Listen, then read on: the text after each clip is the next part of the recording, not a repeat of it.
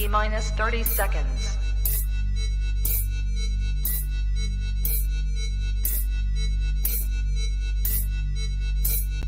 T-minus 20 seconds.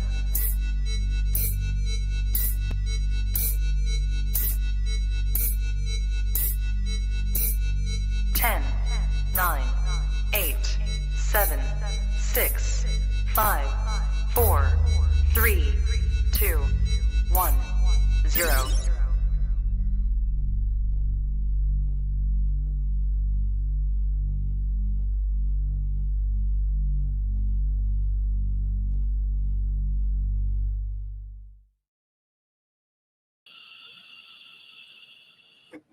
You are now tapped into the coolest reptile podcast in the world. Welcome to Trap Talk Reptile Podcast, episode 437. It is a Saturday morning where I'm at. Could be afternoon or evening where you're at, but either way, you're tapped in on this amazing segment of International Coffee and Dab Session. I've not had one of these glorious Saturday shows in a long time. Feels good to be back. But I hope everyone's having a great start to their Saturday or end to their Saturday. If this is your first time hanging out with me and all the trappers, do me a favor, smash that like button, hit that subscribe button, hit that notification bell, select all. You'll be on every single podcast I drop here on this channel. I drop 3 podcasts a week on this YouTube channel on all the major audio platforms, Monday, Tuesday, Thursday so far. I don't miss. All right. So if you're into keeping reptiles, if you're wanting to learn more about the better side of husbandry and just learning how to breed at some point, then this is the freaking podcast to be a part of. So by hitting that notification bell, you'll be on top of every single piece of content I give to you guys. All right. Tonight's all about the tree monitors, or I would say this morning, afternoon, wherever. It's all about the tree monitors. And I cannot wait because today's guest is somebody I've been looking to bring to this channel for quite a while. And he's been doing some real deal stuff. So you guys are in for a treat. If you're hanging out on this awesome Saturday and you're just like, wow, Trap Talk right now going on, dude, you're in for a treat. Trust me. All right. So I do want to start off by saying support US ARC. Very important. All right. If you are a reptile keeper in the United States and you don't know what US ARC is, I'm not even mad at you. I understand, I guess, but I'm going to help you out. Go down to the second link in the description below where it says support US ARC. Click on it. Do your research. Understand why US ARC is super important and why you should stand up with your fellow US ARC members and fight for your animal rights. Shout out to Phil Goss. Shout out to anyone who supports US ARC. Thank you so much. You're looking at a US ARC Gold member, hella, all day, every day. And that's a fact. I appreciate US ARC so much. All right. I want to say that tonight's episode is brought to you by Blake Exotic Feeders. Head over to Instagram, and if you want top-notch, top-level, the best quail in the game delivered to your doorstep, then this is your guy. I'm putting you on game right now. Go hit him up on IG. Literally, send him a DM. Just be like, yo, Blake, I heard about you on Trap Talk. What's good? And he will hook you up, all right? He's just getting started. He's going to be huge in the game. Mark my words, all right? And I'm telling you right now, everything that is fed quail in my collection comes from this guy right here, Blake, all right? So thank you so much, Blake. Looking forward to growing with you here in the future. And this year, it's going to be big things popping. Best believe it.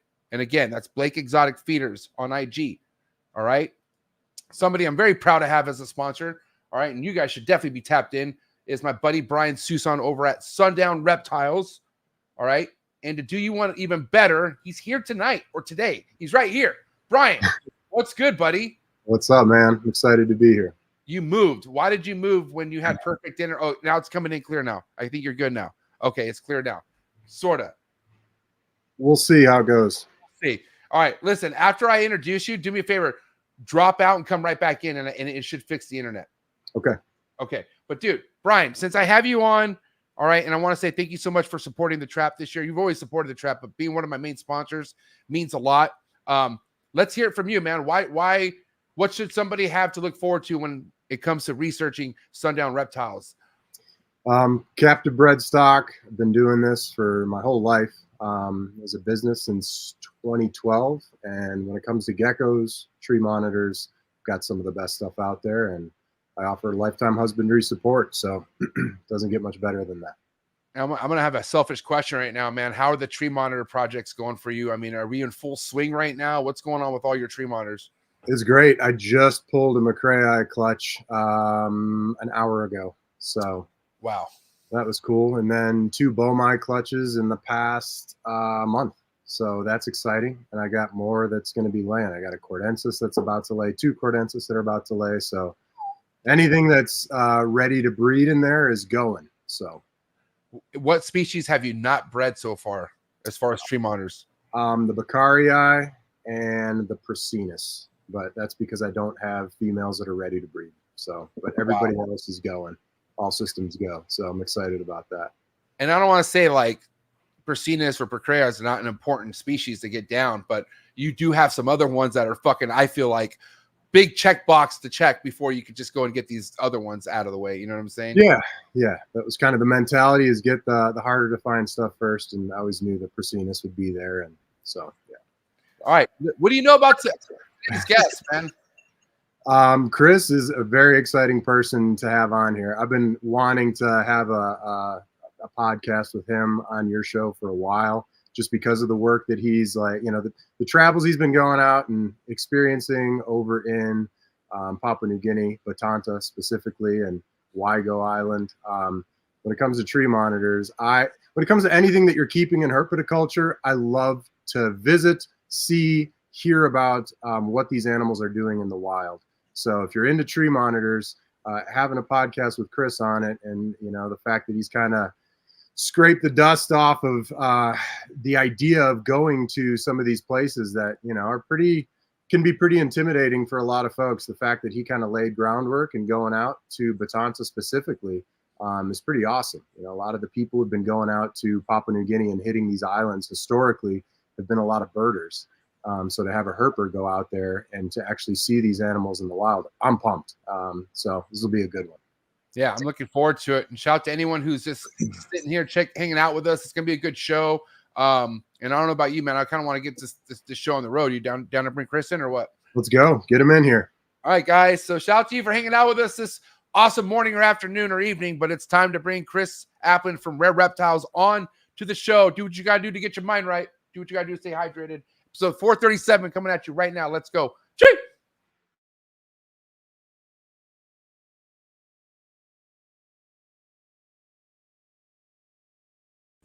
Good. You ready for do more in the future? Trap Talk podcasts? Yes. Man. Only Trap Talk. Exclusive. Yes. Exclusive. Oh. So stop calling us. Rub the spot, get the club to pop. When I come up with the crop, God love it or not. I'm hot from the hop to the rub the spot, get the club to pop. When I come up with the rub the spot, get the club to pop. When I come up with the rub the spot, get the club to pop. When I come up with the rub the spot, get the club to pop. When I come up with everybody, we do it. Everybody, we do it.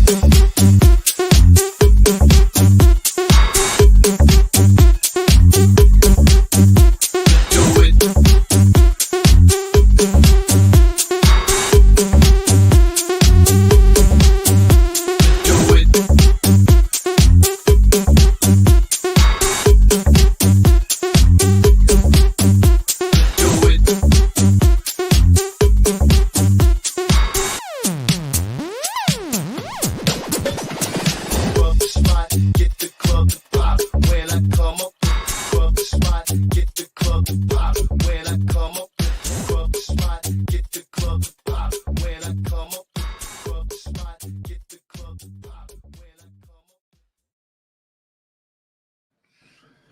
And we're live with Chris Applin out of the UK, aka Rare Reptiles. What's up, Chris? How's it going, guys? Yeah, all good. Cheers. Hey, Chris. Have you ever I'm met doing Bryan? Bryan, you're right. You met Bryan before? On the phone, we had a conversation just before Christmas, but never face to face like this. So it's pretty cool. Yeah. Oh yeah, man. Good to have you here, Chris. Like Bryan was saying, hella respect what you got going on right now in the UK. A lot of traveling and whatnot. But obviously you're a big avid keeper yourself. Not only do you travel and you do research, but what we're going to talk about, which is tree monitors mainly tonight, that's something you keep personally at your own collection at your home, correct? That's right. Yeah, I've probably got the smallest collection I've had. I've been doing this since the 90s, basically 1998. I got my first corn snake, and then 2000 my first lizard. But yeah, just keep a small collection now. I've got a couple of Beckerai, and then 4 adult Risengary plus all the babies. So yeah, keep it small so I can do a lot of traveling, which has become quite a bit of sort of a big passion now to do the traveling. When did breeding become like involved in your like experience? Back in the 90s, everyone was just trying to keep stuff alive more than breed it. Probably sort of 2005. I think I got my first Prasinus in 2000 and would have been 2008. And then hatched out the first baby Prasinus Christmas Day 2009. So I was pretty stoked with that. That was sort of when everyone was sort of getting them from Indo. So it was pretty early on. Yeah, so I mean, you see them frequently in your area as far as they coming from Indonesia, right? Not a lot of people breed them. Yeah, so we got some different laws to you guys in the States. It's pretty hard for us to get anything from Indo now, tree monitor wise. They all have to be under 15 centimeters snout to vent. So we don't get like the big shipments that you guys get. That sort of stopped now. So a lot more of the people have had to sort of start captive breeding them. But still, in the UK, not many people doing it regularly. Are they being kept a lot in the UK? Like, are they popular? Like, are you having like any problem selling them at all, or how's it work? Yeah, our market's pretty small because obviously we had the Brexit fiasco. Not many keepers were into over here, which sort of cut off that mainland Europe sort of side. So we have to apply for paperwork to get stuff out to Europe now. But yeah, our market's pretty small in the UK. But the last sort of, I'd say 3 to 4 years, the tree monitors, probably the same as the States, just seem to be growing and growing with more people getting into them.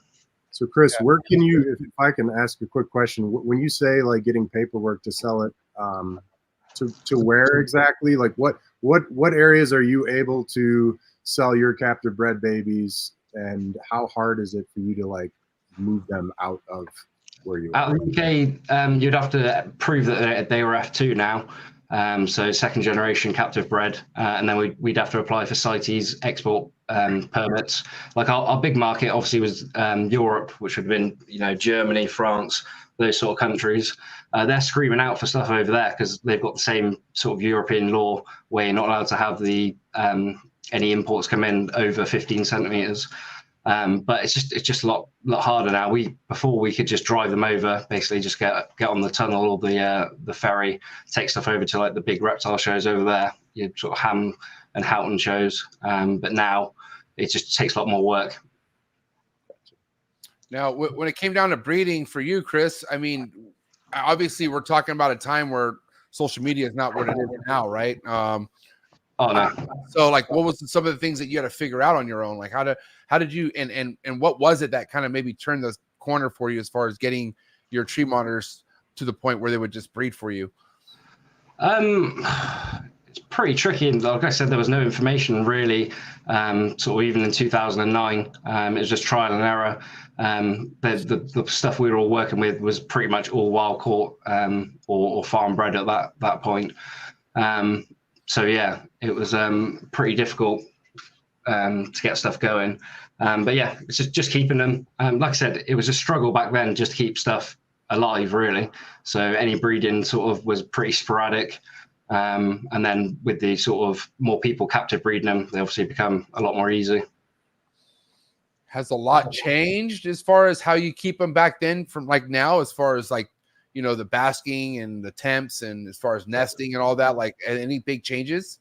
I mean, we can get into nesting a bit later on if you want. That's probably the most important thing, keeping monitors. They're so much more like birds than they are other reptiles. If that nest isn't right, they just either eat the eggs or they'll scatter them. Literally, like I said, back in 2009, it was like amazing just to get a clutch and get them going. But I wasn't doing it regularly back then. And then we had sort of big morph craze.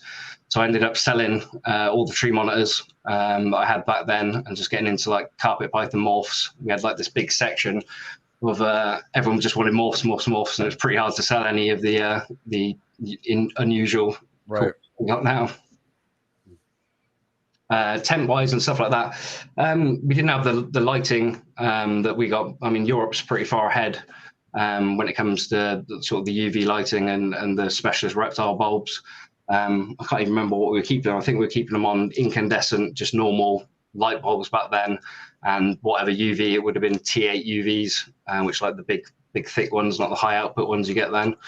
But yeah, it was just trial and error. But like I said, even I wasn't doing it regularly back then. Obviously, there's a lot more keepers with social media now, putting stuff out there. But yeah, I don't know. Reptiles, you got to do it yourself. You can speak to people all day long, but everyone in a different area. You guys are in the States will have totally different parameters than we got in the UK. Even just like the availability of materials will be different. So yeah, it's pretty cool to be seeing how many people are having success with them now, and doing it pretty regularly. Hey, Bryan, I don't know about you, but I want to go ape shit about the nesting right now and talk about that. But before we get into that, do you think it's important to talk about enclosure sizing and what he does for enclosure size? Yeah, I mean, I've not, when Chris and I had our conversation, we were kind of talking a lot about, ENG, Batanta, and, animals in the wild. I didn't really pick his brain much as far as how he's keeping. So, yeah, what are your enclosures like that you're working or that you've kind of morphed into over the years? What works well for you as far as a cage? Yeah, my ones are 4 foot high, 4 foot wide, and 3 foot deep. I don't know why I didn't do 4 foot deep, because they're actually in their own sort of facility now. Before I was keeping them in a house, and obviously 3 foot deep is pretty hard to get in any sort of room. But yeah, I've made them all myself, just out of plywood. They've all got cork sort of backgrounds and sides to give that sort of another element of climbing. And then I'm using the Arcadia halogen bulbs and Arcadia T5 UVs.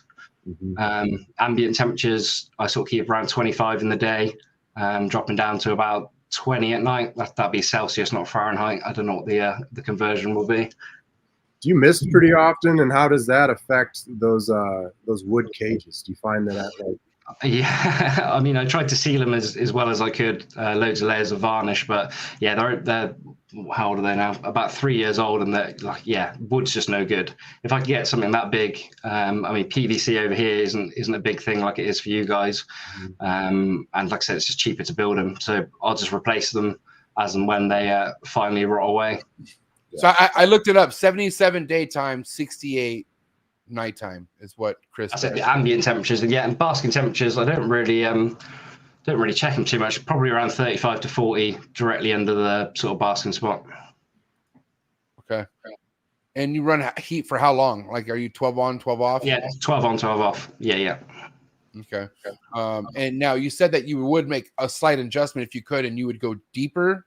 Yeah, I mean, when I had a reptile shop before, that's where I was keeping the Prasinus, and they were in 4 foot cubes, and that extra depth, even 3 foot, so much nicer than a 2 foot. It just adds way more space, obviously.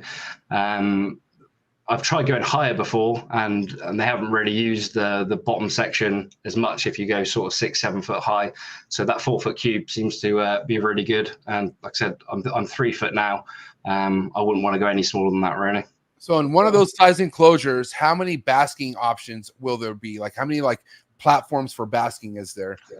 Yeah, loads. Like I said, it's pretty full with branches. I was keeping them quite minimalistic at first, just trying to get an eye on what they were doing and sort of the deposition of eggs.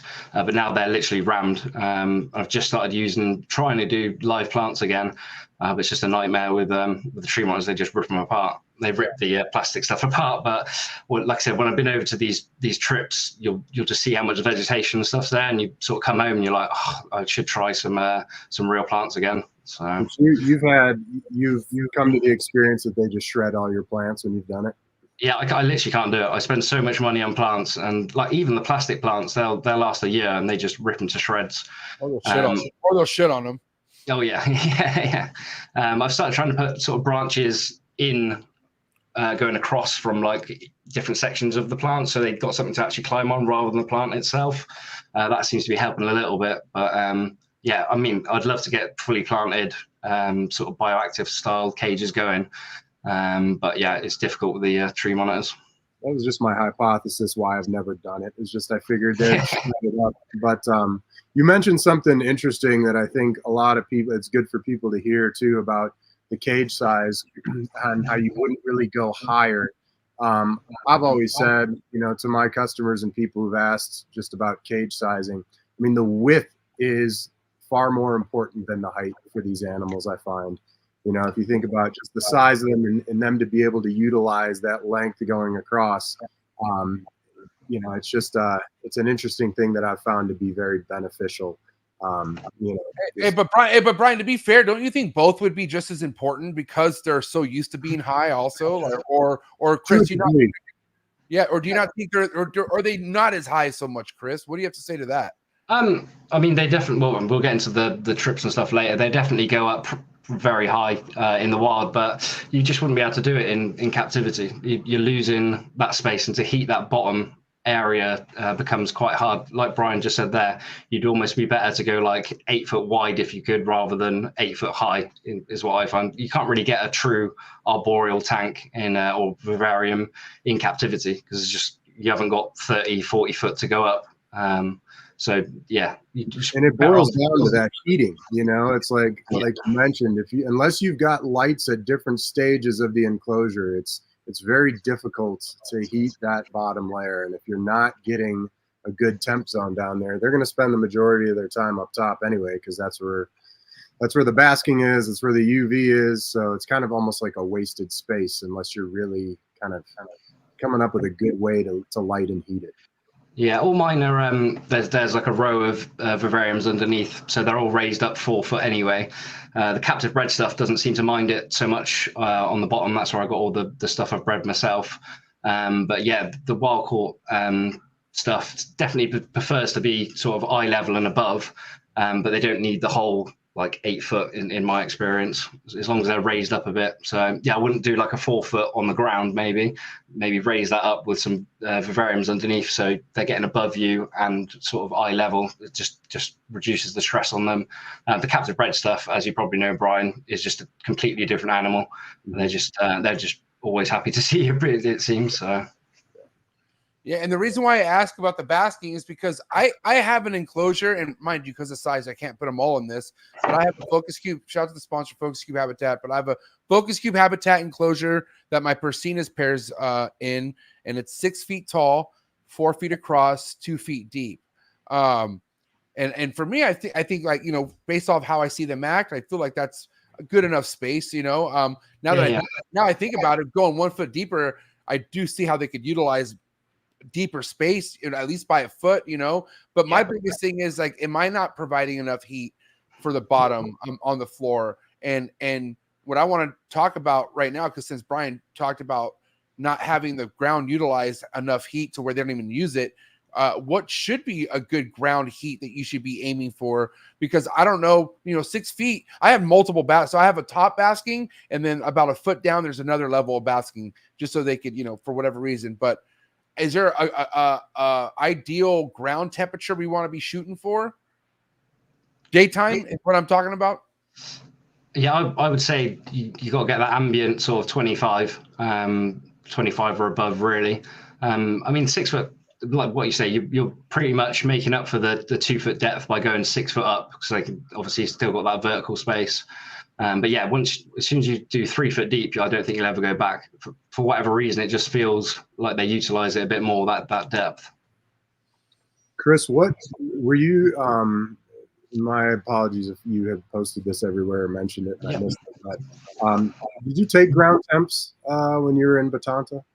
Yeah, I've got all what those. were you experiencing out there when you? I mean, the ambient temps are really hot, and it doesn't seem to change too much. I mean, I haven't climbed right up to the canopy where they are, but yeah, it's pretty hot in the day. Batanta and Waigo, it's sort of 28 to 32 Celsius. Sorry, guys, I have to do everything in Celsius. And also, I think, just to be clear too, were you taking these readings in the actual forest? Yeah. Okay. Cool. Yeah, everything was sort of, if we found one, then I'd take a load of data on them, just for sort of myself. So yeah, 28 Celsius, that puts us at 82 Fahrenheit, and that's a floor reading for your temperature. Yeah, that's literally sort of your ambient, and it, like I said, I've got readings taken directly on the floor, and it doesn't seem to change The humidity over there is pretty astonishing as well. The last 2 trips I've been on, it hasn't dropped below sort of 85% humidity. And then, That's high. yeah, it's super high. And then the sort of daytime temperatures, like the average would be sort of 28, but on this last trip we got up to 36. That's just the ambient temperature. So if they're getting in bits of sunlight, they're obviously going to be a lot higher than that, and sort of out in the open. Wow. So 36 Celsius is what were some of the highs that you had during the day. And that was one day. That wasn't actually taken in the forest itself. That was sort of out in the open. I was just wanting to see what the highest sort of UV, if they possibly went sort of right up and into the sunlight out of on the top canopy sort of thing. Which is 96 or 97. Yeah, I mean, I wouldn't recommend you go anywhere near that in captivity. That was literally, we were done. We were like, oh my god, we need to get out of this heat. Nothing's going to be out in this heat. But the humidity was still super high. That could be a good example of a basking spot, because you figure these animals, a lot of the thermoregulating they're doing in a situation like that, when they're in a forest, there's not much sunlight that's reaching the bottom of the forest floor when you're in a tropical ecosystem like that. And so for these animals to bask, whether it's a gravid female, they're trying to digest, they're going to kind of try to reach those spots higher up in the trees or an area by a tree fall gap where they can actually get that sun and bask. So it's just good. It's good information to have for sure. Yeah, I mean, where we're finding most of them on Batanta is mostly secondary forest. So it's not like the rainforest you'd expect. And they're coming down to like the smaller trees where there is a lot more sunlight. They definitely roost. Sort of the active time for them would be between 8 and 3 o'clock.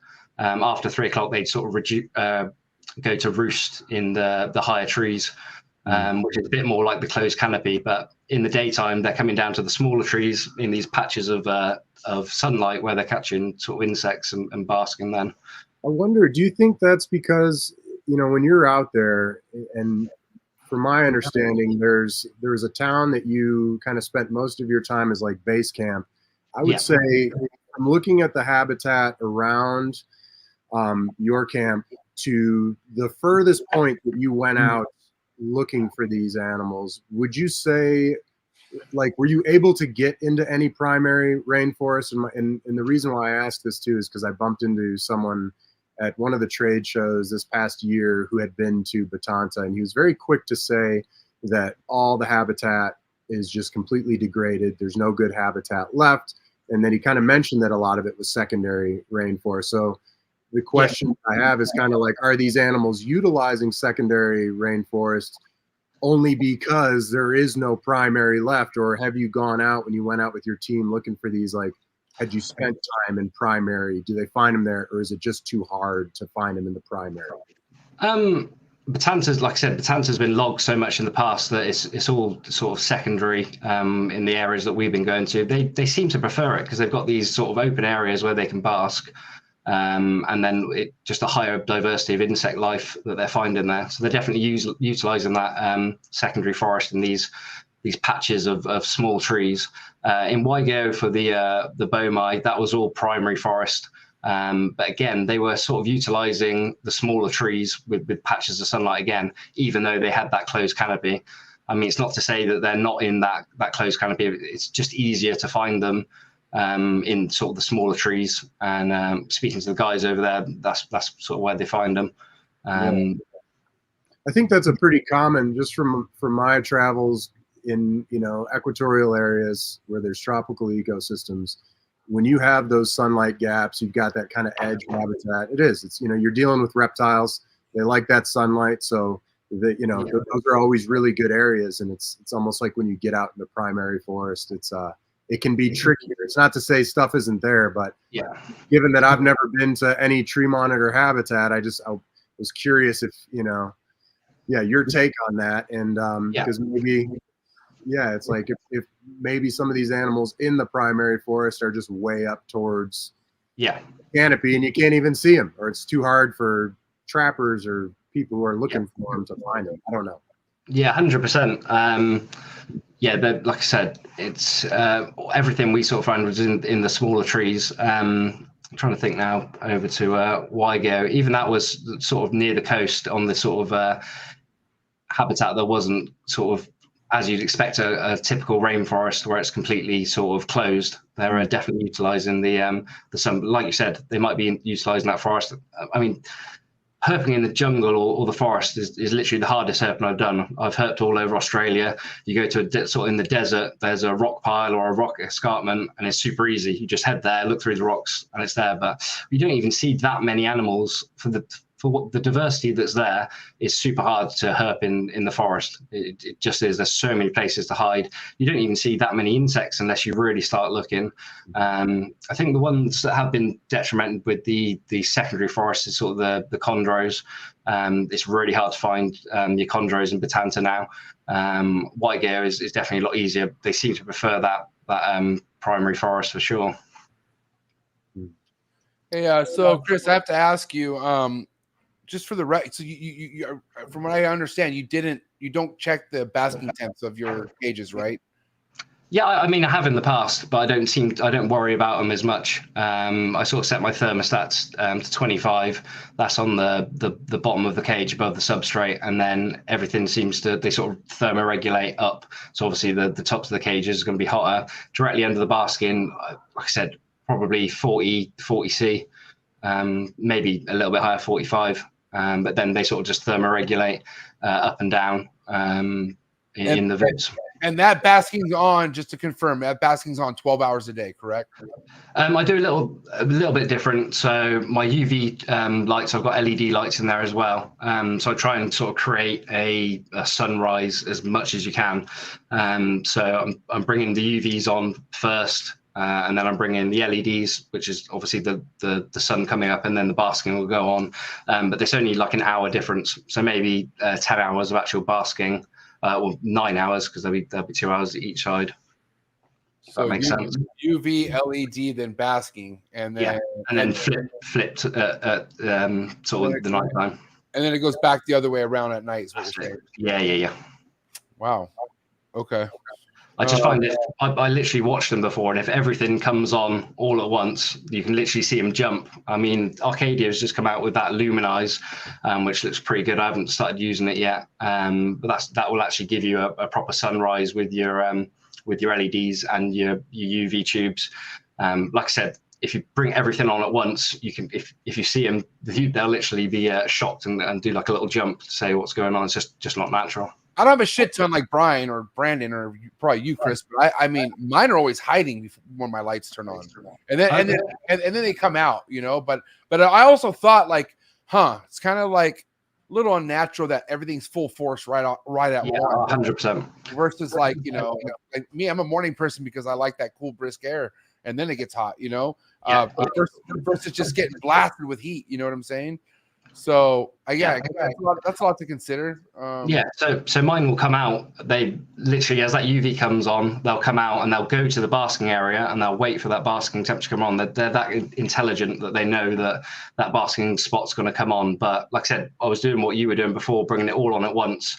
And if they were out at that time, they would literally jump in. So now they've got this more natural progression of, the light's coming on, so they'll wake up, they'll slowly come out, head towards the basking, and then that basking ramps up as well. So that'll come on sort of slowly. Just trying to replicate the wild, really. Gotta get a fake moon too.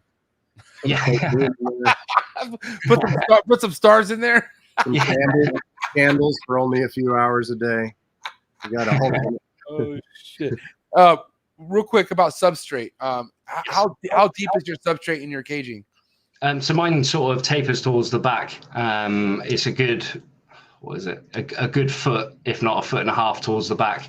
Again, stupidly, my designs when making the vivariums, I did like a really small tray at the front, which is now I'd redesign it and probably make it maybe even a foot at the front. So there was a level substrate, but I just got around that by piling the substrate up further towards the back. And what's your mix of substrate? What do you like to go with? Cocoa peat and just sand. I wouldn't even know what the ratio is. I just do it by eye, really.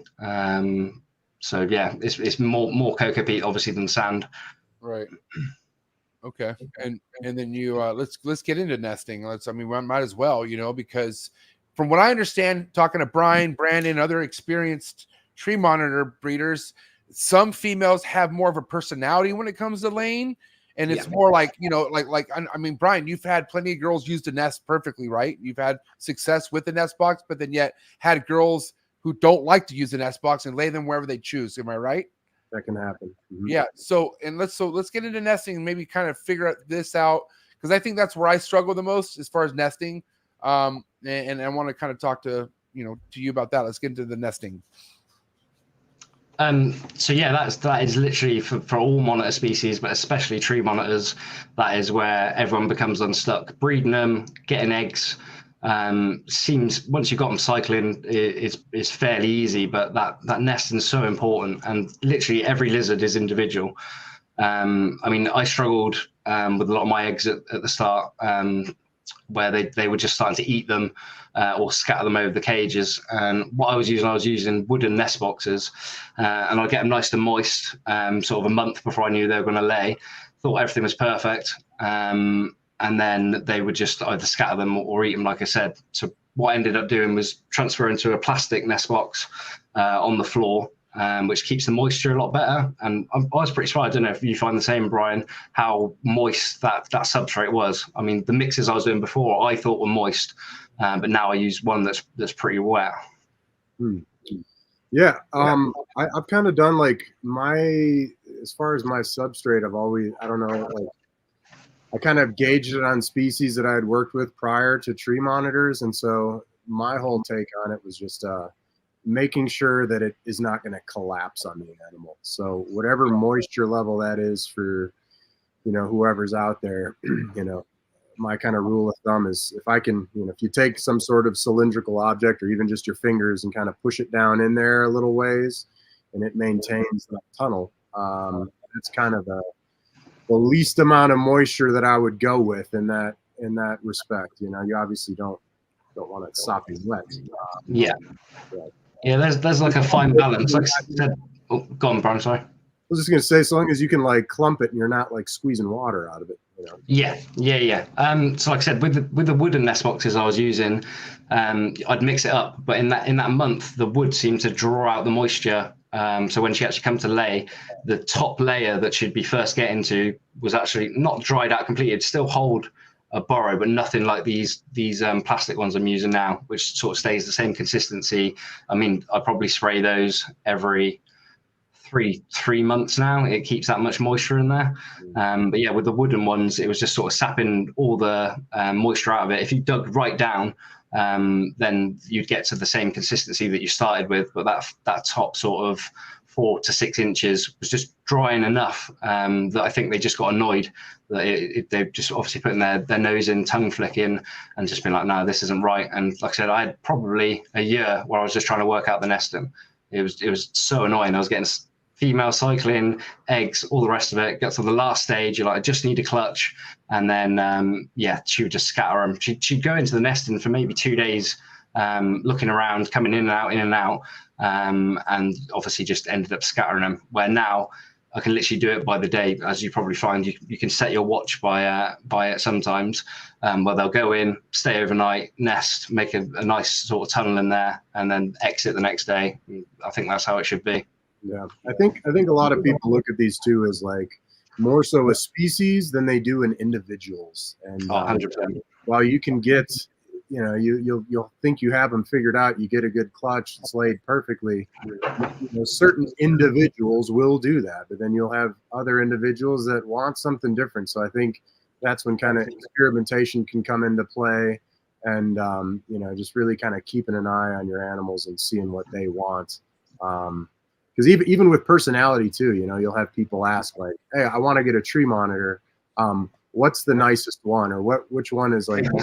It depends on the individual. Like, yes, there's kind of a rule of thumb for the different species, and I guess you could kind of stereotype them in a way as far as that general rule. But man, each one can be so different. Oh yeah, they'll even switch it up on you. Like you get a nest, you'll get them nesting for 6 months, absolutely perfect. Then they nest again, and something's off. You can't even see what you've changed, and then they'll just throw everything out. Like I said, I can't emphasize enough how important that nesting bit is to, like I said, all monitors, but particularly tree monitors seems to be so important. And it's not something you can just go and say you could copy my setup and it wouldn't work for you, for example. It's all down to the actual tree monitors you've got, the individual. And then, yeah, it's a difficult one for sure.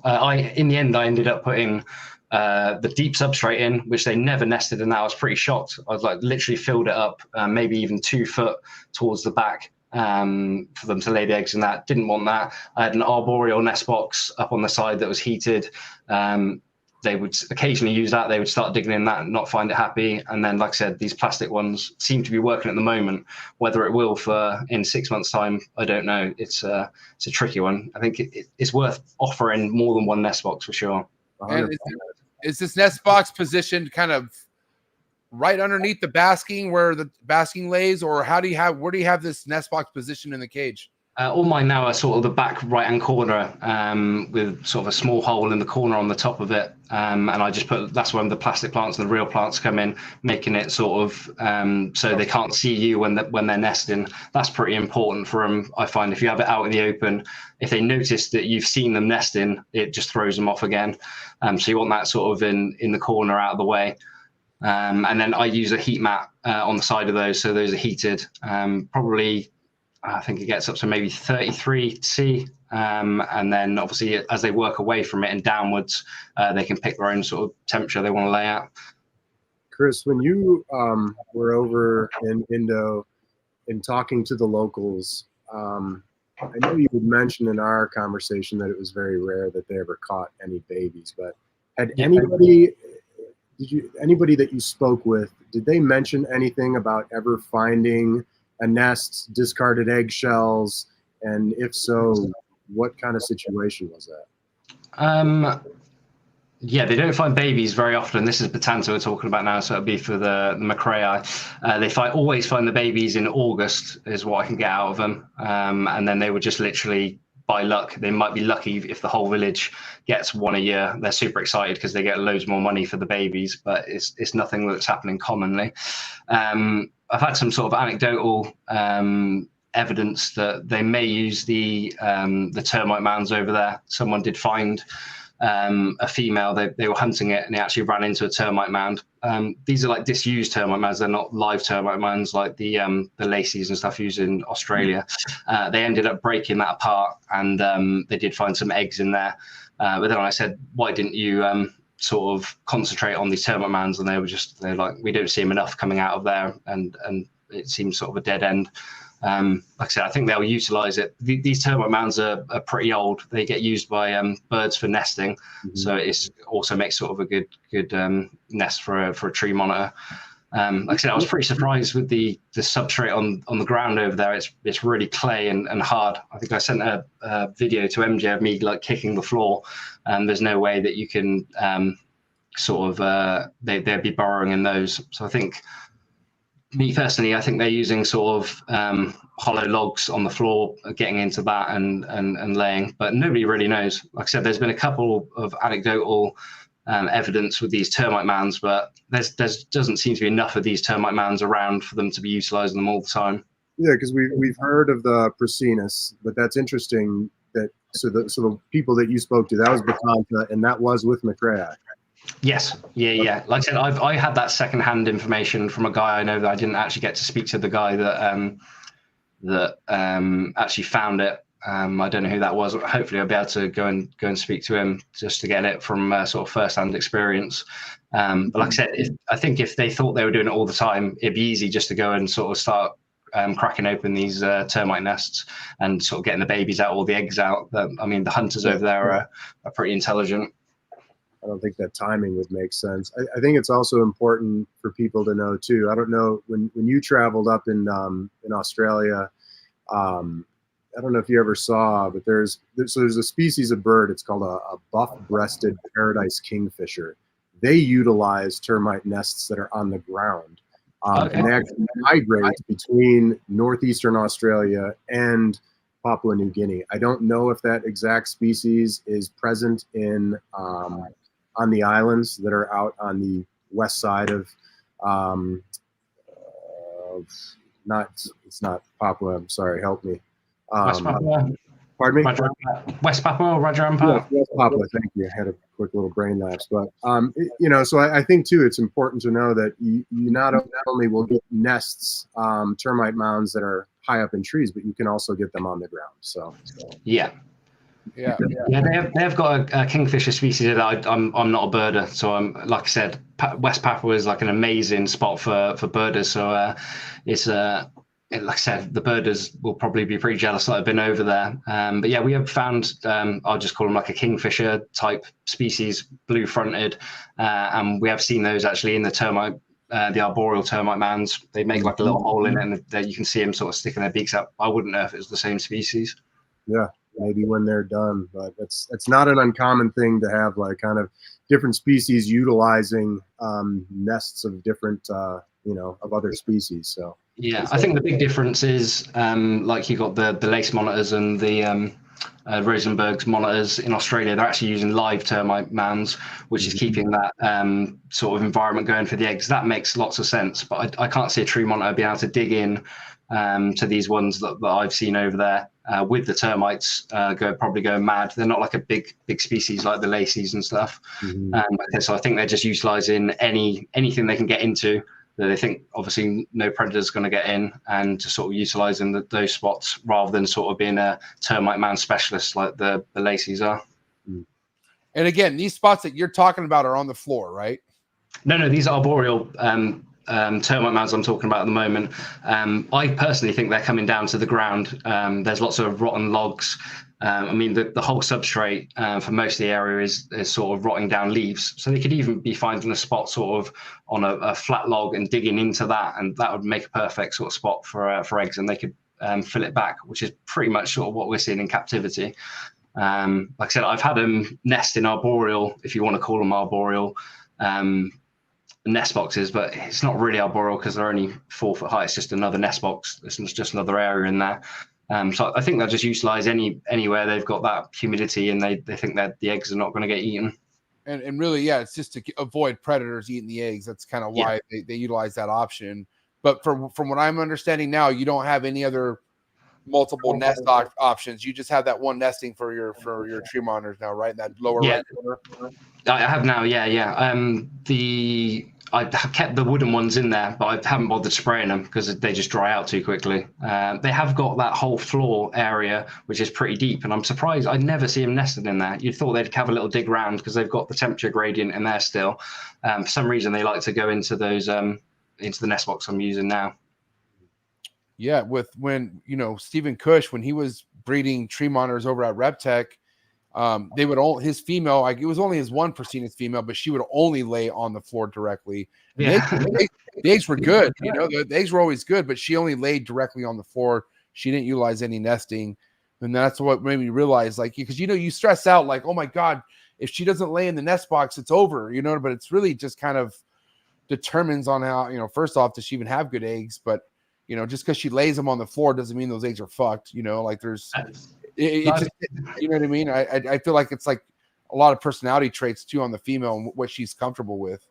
Yeah, 100%. I've incubated scattered eggs where I've got some quickly and they've hatched out fine. I just don't think it seems more correct when they've sort of gone into the effort of making a nest rather than just discarding them. I think that's last chance. They've held on to them for so long that they're sort of just like, oh, I'll get rid of them everywhere. And like I said, most of them usually end up eating them if you don't catch them quick enough.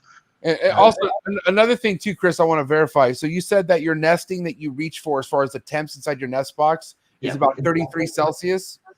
So yeah, 33 directly on the heat mat. I don't even know how wide they are. They're probably... So 5 gallon. Oh, it's about 5 gallon, right? It's one of those. Yeah, we don't use gallons over here, so I'd be stuck. It's like the stand. I think where do you get them from? Home Depot with the yellow tops. Yeah. It's pretty much as close to that as you can get over here. And like I said, they can move away from that heat and they can go down. Got it. Okay. Yeah, because that's, I mean, that makes sense. If you have 90, it's about 91, 92 on the floor. So that gives them the option to find 85, because we go for 85 where we're at, right, Brian, for the most part? Or what do you have in your nesting? What temps do you shoot for, Brian? I think I have my thermostat set around, it's like 85 to 87. I think I have it at 87 just because when you temp it inside the box, you're not really getting that 87. There's, it's got to permeate through there and any soil that's in between. So it's, yeah. Have you got your do you use like a heat mat on your nest boxes? I do too. Is it on this? Is it on the side or on the bottom? I've done both. Okay. Both have worked. I currently am doing it on the bottom. Okay. Mm-hmm. So are they laying it right on the heat mat or near the heat mat, or are they choosing to not go as deep? They're getting it pretty close. They get Okay. it pretty close, yeah. Yeah, I mean, I think when I temp gummed it, they are around 85 Fahrenheit where the actual eggs are. So what I'm doing is just providing a bit more of a gradient. So they right up at the heat mat, it's going to be too hot, but they can work their way away from it and down to a spot that they want. I just didn't want to give them, so if they move away from that heat mat, it'd be too cold. So I just wanted to give them the option that they can pick their own temperature and lay the eggs where they want them, rather than being forced to lay them where the heat is, because you haven't sort of given them enough heat. The last clutch of Bomai that were laid, I checked those out, and those were right at around 82 where they were laid. So yeah. That's, yeah, I think too, also, MJ, what you were mentioning about the eggs kind of being laid out. I think if you're having eggs being scattered, that is a sign that the female's not happy with the nest situation. It's either that, or sometimes too, like, I've had, most of the times when I see scattered eggs, it's bad eggs. I have had good clutches scattered too with just a picky female that didn't like her spot. But I'd say more often than not, the eggs that had been scattered was, oh, I let my nest box get too dry. I wasn't keeping a close enough eye on that. And the female was unhappy, or the eggs were infertile. Now, Chris, how many females are going like kind of consistently for you? Is it all your females that you have breeding, or like, I mean, do you have any that kind of take a break after a while? What's the consistency as far as your tree monitor? So the blacks, the Beccari, they're crazy. They're so productive for me, which is just goes back to that sort of each individual, because I know Brandon's had a bit of trouble with those. I find those easier, so everyone finds it's down to the individual monitor. They will literally go from eggs to breeding again in 30 days, consistently all year round. I actually have to try and sort of slow her down. The Rising Gary, they're sort of from eggs to breeding again takes about 60 days to cycle. Ones I struggle with the most are actually the captive bred ones. I know Brandon's had the same sort of issues trying to get those to go back in. I don't know what's going on with the captive bred ones compared to the wild caught ones, where it's a bit more difficult to get those cycling regularly. I mean, they will go, it just takes a little bit more than sort of the farmed or wild caught ones once you get those ones going. I've experienced the opposite of that. Okay. There you go. Actually, Brandon now does have his captive bred stuff cycling pretty regularly and going full on. I think it was just like they're younger animals and kind of getting them started. Once they get going, then it's like, they can take off. But all of my Macrae, my initial group of Macrae were all captive bred animals. And it was 2 pairs. And man, it's like they cycle amazingly well. So, I mean, in fact, I've preferred and have found that the captive bred stuff is just easier to get going. Just because sometimes, like when you have, if you get a female that's wild caught, I go through, any animals that were long-term captives that I ended up getting from somebody, I made sure to treat them. And just the quarantine process, sometimes they're picky eaters. And it's like, you just don't know what they've been through. It could be a washed out animal that's towards the end of its breeding life, and you just don't know what you're going to get. But yeah. Yeah, I think that age thing comes into it, because all my ones that are captive bred, obviously, I've got some of my adults are captive bred, but the ones I've been trying to get to cycle that haven't been as consistent are just coming up on 3 years. So maybe that age thing does fit into it. And like I said, all of them, once they get going, like you said, you can literally set your watch by it. They will cycle usually, like I said, after 60 days from laying eggs. I found that makes sense to me then, because it's like I wouldn't try and breed any tree monitor under 3 years anyway, just because from what I've seen with trying to pair mine up, it's like, they're not cycling properly. I'd get bad eggs. It was just like it wasn't working well. So. Yeah, 100%. Yeah, I think 3 to 4 is sort of the when you want to start with those. I had 2 in together, and she just cycled and had a clutch, and then sort of kicking her back in.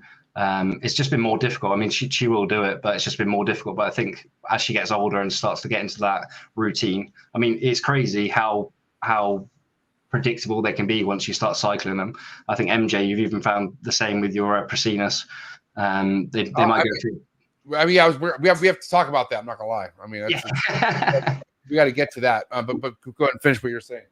Yeah, like I said, once they get going, getting the eggs and getting them to breed seems, as long as you're not doing anything stupid and you're sort of keeping the same parameters, they seem to do that. It's just down to that nesting. That is the most difficult thing. And then obviously the eggs after that can be pretty tricky. That's where everyone sort of comes a bit unstuck. So I thought I figured shit out, right? You know, I thought I had, from what I saw her in a way of showing me signs of what she wanted to do. Because I got 2 clutches from her last year. I got one in January and then one in April. Seems kind of like on par with what you guys experienced, right? And then she went into the motions again. It seemed like she was going on her 3rd one. And I kept everything the same. I haven't changed anything. I just didn't really notice any locks. Okay. And I did another break. I gave him another break and then put them back together. Saw some copulations. I saw her digging. I saw her look pretty big. Didn't really notice or ID any ovulation. I just noticed she looked big. And I'm like, wow, she looks great, you know? And I even saw her back where, you know, the 2 little bones on her tail was kind of exposed a little bit. So I was like looking, and she was digging. So I thought, okay, this looks good, you know? I even pulled the male and then nothing happened. And so I know nothing happened. And then all of a sudden she just kind of looked like she was just big, but just wasn't, you know, nothing happened. Right. And so, time went on and she just looks like she's always just still been big. I don't want to say she looks like she has eggs in her. I know she doesn't have eggs in her because I had somebody come an ultrasound and noticed there was no eggs, but it just seems like she's really fat now. And so I don't know if I maybe overfed her to at a point, or maybe I don't know. I'm not gonna lie, I'm confused right now because I haven't paired. About this time last year, she had already laid a clutch, so we're around her cycling schedule from last year. But I don't know. I'm in the loss right now. I don't know. Yeah, I've actually had the same thing. You probably pulled the male too quick or put the male in there too quickly. She was probably going through vitellogenesis, and you've probably seen that as an ovulation. And then she might have just reabsorbed. I found if they reabsorb, sometimes they keep that extra fat, and it's pretty hard to get that off once they get this sort of fat on them. They've obviously built up enough calories to start producing eggs and start yolking those eggs, but then obviously the male might not have got in there and done the job, and she's reabsorbed them, and they seem to keep that fat, and then to get that off is pretty hard. I mean, I had one female take literally a year off, and I just had to reduce the food down. It seems if you feed them at that point, they keep that fat, and then they won't actually cycle. It's a tricky one. I don't know if you've had the same, Bryan, or. Oh man. Not really. I've had one. You know, I was thinking of one Cordensis just now. That kind of I thought for sure was going to be laying. She was digging. I'd seen copulations. She was even doing some wall hanging, and like she just I don't know what exactly happened, but there's no eggs to be found. She's still got some meat on her, but you know, she's an animal that was a long-term captive that came from Steven that they got. I think is wild caught as a baby way back in the day. So I don't know what's going on with her. We'll see. Yeah, going back to that point I was saying before with the wild caught stuff, I think that's why they might be a bit easier because they're always sort of trying to put, well, you never get them as fat as the captive bred ones. So any sort of extra calories sort of sets those guys into a cycle, and they don't seem to hold it. All my captive bred ones seem to hold the weight a bit more. So then if you overfeed, they just put that in rather into cycling. They just seem to keep hold of the fat itself if you don't hit them right. Yeah, I tend to feed lightly with tree monitors anyway. So I think that, I don't know, like I've said in the past, you don't want a fat tree monitor. oh my God, that's and like I said, my yellows and my blues, everything I have from those that has bred, with the exception of I had a second yellow pair go this year. But everything from start was all captive bred animals, and they're like clockwork.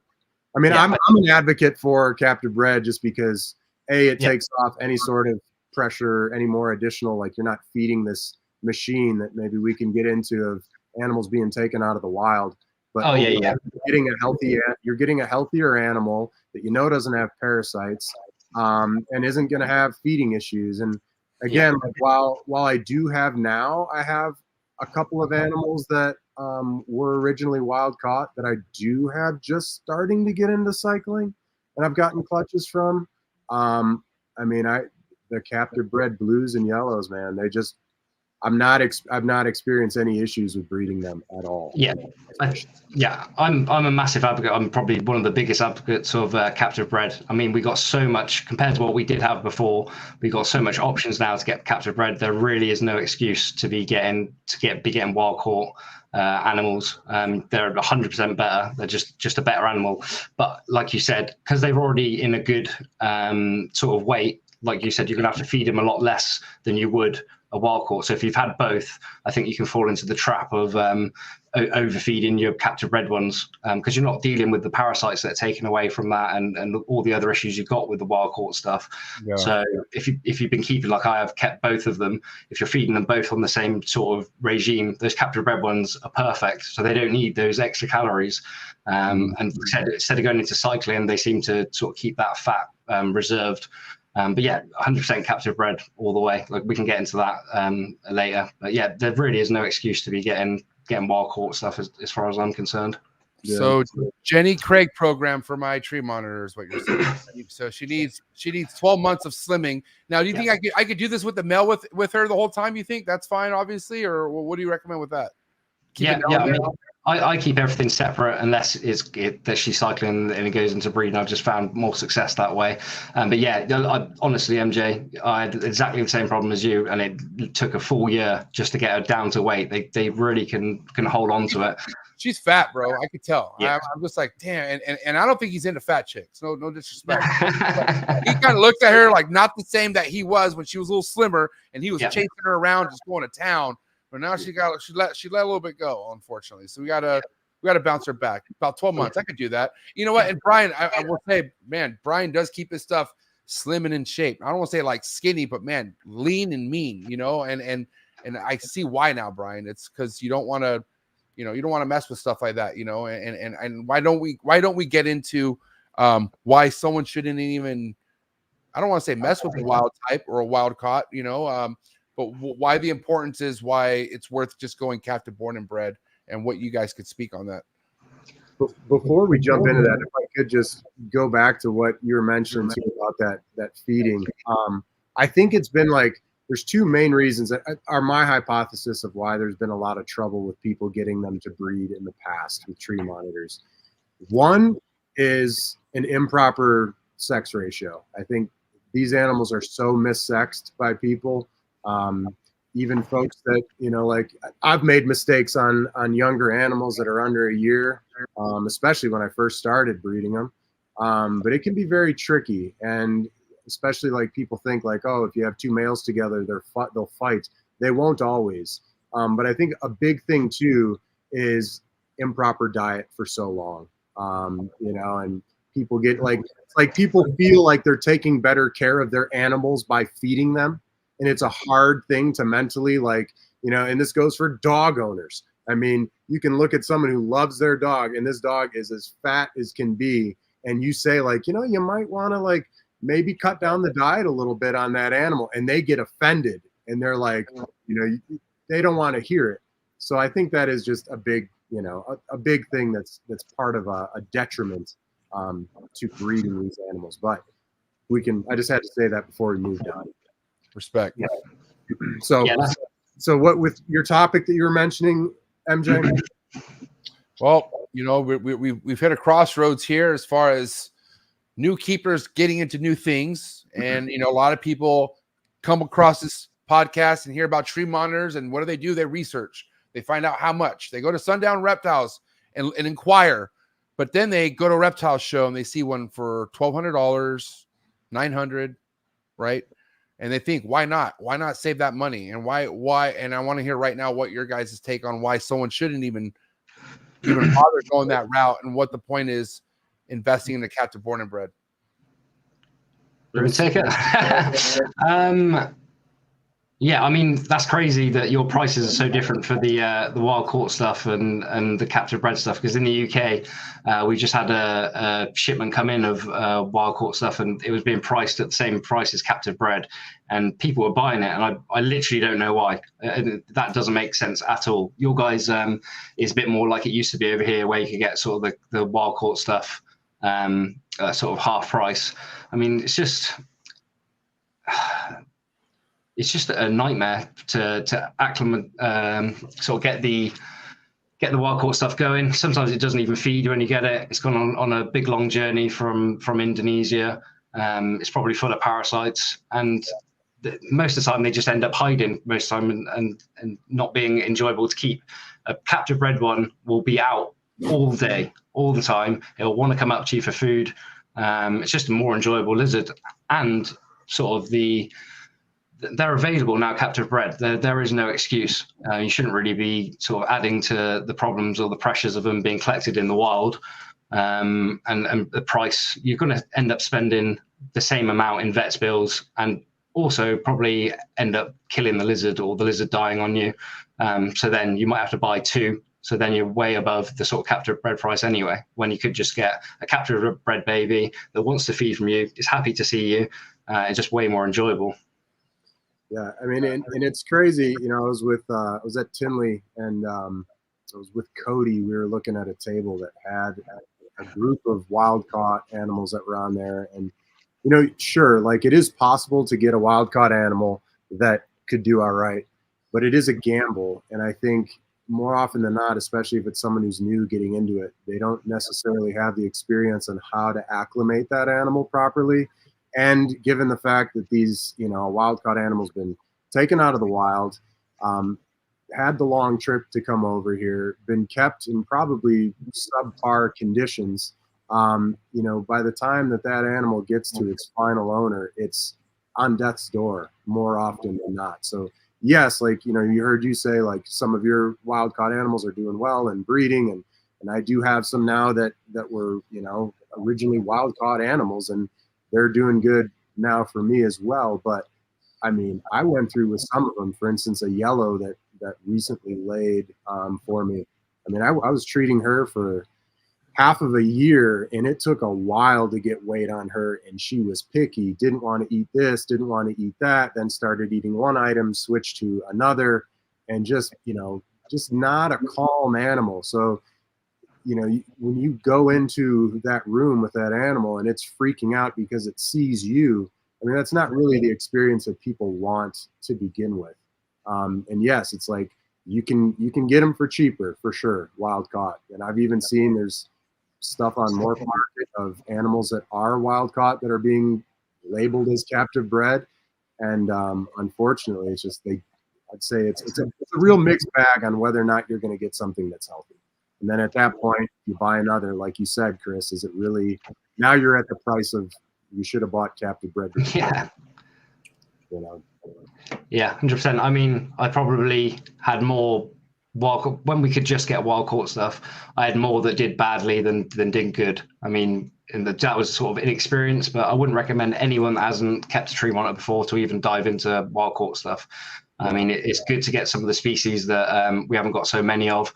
But they should be going to people that are breeding them already. And then the option is, well, you want everything to be captive bred. It's just better for the hobby, better all the way all around. It's a better lizard. It's just going to be a nightmare. I mean, when we had no option, we're talking the early 2000s when they first started coming in, it was the only option, and I can tell you it was rubbish. It was just like, oh my god, there's another one that's not doing well. It's not eating. It's hiding all the time. It's stressing out. You don't feel good keeping stuff in captivity that clearly doesn't want to be there. If you've got no other option, it's sort of how everything started. But like I said, like I keep harping on, there's so many captive bred babies available now. I just don't know why you'd even bother taking the punt on a wild caught one. The multiple bloodlines too. It's just Yeah. I mean, it's kind of like the thing with the chondros, MJ. Back in the day, I mean, there's wild caught. I mean, there still is wild caught stuff coming in, but I mean, you know how much healthier and better an animal does when it's captive bred. And yeah, I mean, it's kind of a no-brainer at this point. And you want to support people who are putting in the money, the effort to actually get you a healthy animal that's going to do well and climb out and jump onto you and grab food off your shoulder. That's like, I feel like when people see tree monitors on, you know, Instagram or whatever, they see that interaction that somebody has and they're like, oh, I want that. And then, you know, back to that story about Cody and I, we're at that table looking, and there was a blue tree that was wild caught, and he like, Cody got the guy's info and was like, hey man, I'll help you. I don't think you should buy this, but if you are getting it and you need any tips, that animal died in a month. I mean, it just stinks. Yeah, you got to be just experienced with it, and I don't think at this point when we've got the captive bred stuff available, I don't think anyone should be rolling that dice unless they're a breeder that's got some confidence that they can actually bring that animal around. And from my experience, more often than not, you're not going to bring that animal around. It's just gone through so much stress, so much dehydration, all the rest of it. It doesn't want to be there. It's just stupid now to sort of, especially in the UK, because our wild caught ones are the same price as the captive bred. So I really don't know what's going on over here while people are buying the wild caught stuff. Yeah, that's crazy. Now, you know, I will say, you know, it's just like a new chondro keeper who doesn't do his homework or he doesn't do his homework as good as they should, run into experience where their first chondro dies on them. And that's kind of hard to take in. A lot of people experience that and they never go back ever again. And I can only imagine tree monitors, for me personally, that would be a lot worse. Nothing against snakes, but I have this connection with monitors now, and it's next level. And I couldn't imagine just being new into the reptile world, trying to keep a tree monitor, and then it just dies. You know, even though it's an import, and you still spent $1,200. $200 that's a lot of money still. That's not peanuts. That's a lot of money just to fucking throw down the fucking drain. You know what I'm saying? But then a lot of people don't go back after that because it sucks to see. You know, it's and we don't need that in a time like that. We gotta bring people in and keep them what they're doing, not revert them back to, you know, collecting rocks or partying or some shit. You know? Yeah. And like I said, those Prashinas I had were even doing good for me. The ones that laid the first eggs for me, and then out of the blue, a year later, she had a problem with a mouth that was probably caused some sort of stress that she sort of got imported with, and then she ended up rolling on me, and that had a clutch. So you could even be doing successful with them, and they still have these underlying problems that might not come out till sort of a year's time, 2 years time. Where that captive bred one, he's had everything optimum throughout his life. It's a happier lizard. So, well, let's get into your travels, man. Why not? Let's get into as far as I mean, I'm basically the meat and potatoes of what we're gonna be talking about tonight, because there's so much that you need to bring to the table as far as what you've experienced out on your adventures. And if we want to kind of get into that, let's talk about that, Chris. Yeah, I've got quite a unique perspective, obviously being the trade over here. The last trip I managed to actually go to one of the farms. I was lucky enough to go to one of the sort of the best farms and the biggest farms over there, where they are actually doing captive breeding. And then actually from there to go to Rajarampat, in particular Batanta, and see the animals still being collected at source. So it gives like this unique perspective of how the trade actually works over there that not many people have got. So that was pretty interesting. Sort of reading papers in the early 2000s, the names of these places, you just didn't even know. I mean, if the lizards didn't come from there, you'd never know about Batanta, you'd never know about Waigeo. So actually being able to sort of plan a trip around it, it's just been an amazing experience, really. I don't know what do you want me to get into? I mean, basically, obviously, there's a lot going on over there, you know, and I want to kind of get up to date as far as what you have to tell us as far as animals being caught over there and what the process is like, and you mentioned how like one reptile can like do a lot for a village, and you know, get into that, you know what I mean? So Batanta is so close to Sorong, and Salawati is another island where the Prasinus comes from. So the trade in those has been sort of since the early 2000s. I mean, there's a village in Batanta which is what's shown there, where every man in that village collects lizards for the pet trade. That is their only sort of means of income. If they're not doing that, unfortunately, they're sort of doing some illegal logging, or they're just sort of fishing to survive. So it means a lot to these guys. You can't really blame these guys. I get a lot of comments saying, "Oh, these guys are doing so wrong. It's criminal," and all the rest of it. But these guys are actually doing it to provide for their family. And so that's a difficult aspect. When I first went over there, I was like, "Oh, no tree monitor should be coming out of the wild." I totally disagree with it. But then visiting the actual the villages themselves where they're doing it for a living, you're like, I can understand why they're doing it. We just need to sort of educate them to be a bit more sustainable. That particular village, they've been collecting sort of since the early 2000s. It's quite an interesting story. They were collecting on a place called Aru, where you get the Beckerai, and then a friend of mine actually went over to Batanta to do some documentary work, and he was showing the first blue tree monitor.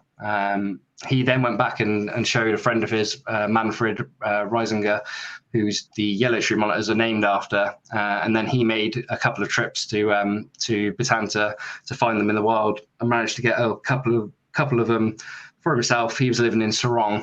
Unfortunately, one of the traders over there in Sorong caught wind that these lizards were being collected, or they didn't know what they were at the time, and so he organised his guys from Aru to visit this village and start collecting the blue tree monitors.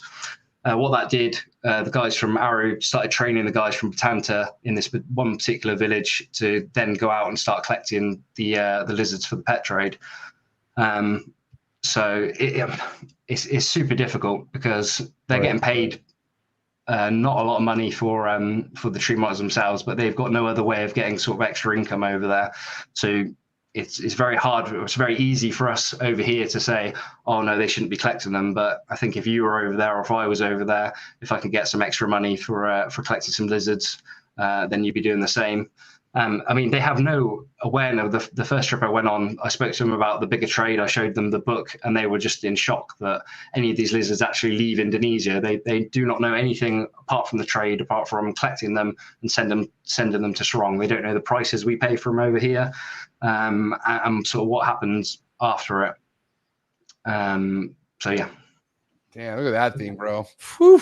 Yeah. So as far as like the size of Batanta, because one of the things that really interests me, you know, especially with what's going on right now here in the United States and these animals being considered as far as for being listed under the Endangered Species Act, you know, so for Batanta, it looks like it's 453 kilometers squared. Looks at 175 square miles. From your take on this, Chris, you know, I think in some of the paperwork that's been published on these, the town that you were in was mentioned that, you know, the animals had been hunted out. What is your take as far as the population of blue tree monitors in the wild right now?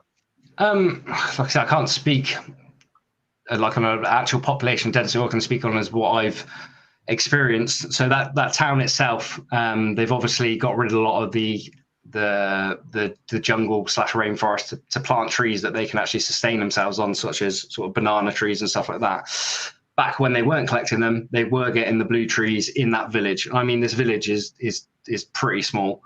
So they don't seem they've been over collected in that village themselves, because they were literally in the village and they were just picking them off in the trees. There's also an island opposite called I Am Island. I mean, you could literally swim to it from this village. And over there, they heavy collected them. Everything that was coming out in the early 2000s was coming from that island. So being a small island, obviously the population is not going to be as big as the mainland, and they have been over collected there for sure. What was interesting is when you say small island, what do you mean? I mean, really, I don't even know if you can get it on a map, but we're talking like really small. Let me see if we can get it up. And also because as you mentioned, back when they first started collecting these, there was forest around the town, and now that forest is gone. So naturally, there wouldn't be any right around that forest. No, I think they were. So the village itself, there still is some forest behind there, and obviously they were getting the few from the forest still coming into the village occasionally. So they were collecting them in the village itself, and this is where it's been sort of blown out of proportion, where they're saying, oh, they're not there anymore. But we're talking about just the village itself. And you think that the village has probably grown in that time, and they planted more trees. It's just less suitable habitat for them to live. They still can go behind. I spoke to the guys over there. Like I said, behind the village itself is still forest, and they still find them there. But they're not collecting them as much because there is fewer in this village. We're talking like a tiny part of Batanta itself. If you've got to think, the collectors want it to be as easy as possible to collect lizards. So if they're going out and finding one or two, compared to if they can go a bit further north where they haven't been collected and catch sort of 20 or 30, they're obviously going to go to the easier spot. Mm-hmm. The same for I spoke to the guys on this island. I can't find the site. I don't know if you've got Google Maps up, Brian, but it's literally it's literally just across from Batanta. And maybe we can get a picture up. But okay. just for reference, like I was just. I mean, yeah. I mean, hey, Chris, what do you need? A picture of what? I don't know if you'd be able to get it. I don't think I sent it you. I don't know if you can get like Google Earth or anything like that up. What about Google what? It's just that I Am Island, which is AYEM Island. AYEM Island. Yeah. Yeah, because I mean, what's interesting about this is I'll tell you what, MJ, if you cycle through, I've got pictures of it. If you cycle back on those photos, I think we've actually got a picture of I Am that I've taken. Well, here I'll pull up all of them. You can just point me which one. Which one? Do you know where it's at in here? If you go top, if you click that second one across. This one right here. This one. Yeah, you see that island literally opposite the what I call my own homestay there. That little shack, basically. If you get your cursor, can you get your cursor on it, MJ, or not? Like zoom in. Yeah. Let's see. Just your cursor. So if you move your cursor across. There we go. So if you get your mouse and just move it across. Right. That's I Am there. So that shows how close it is to the village. And like I said, it's just a small little island, but they were all getting collected from there in sort of the early 2000s. Gotcha. The thing that's concerning to me, that obviously, like we want these animals to be protected. We care about them. It would be a tragedy for these things to be collected to extinction.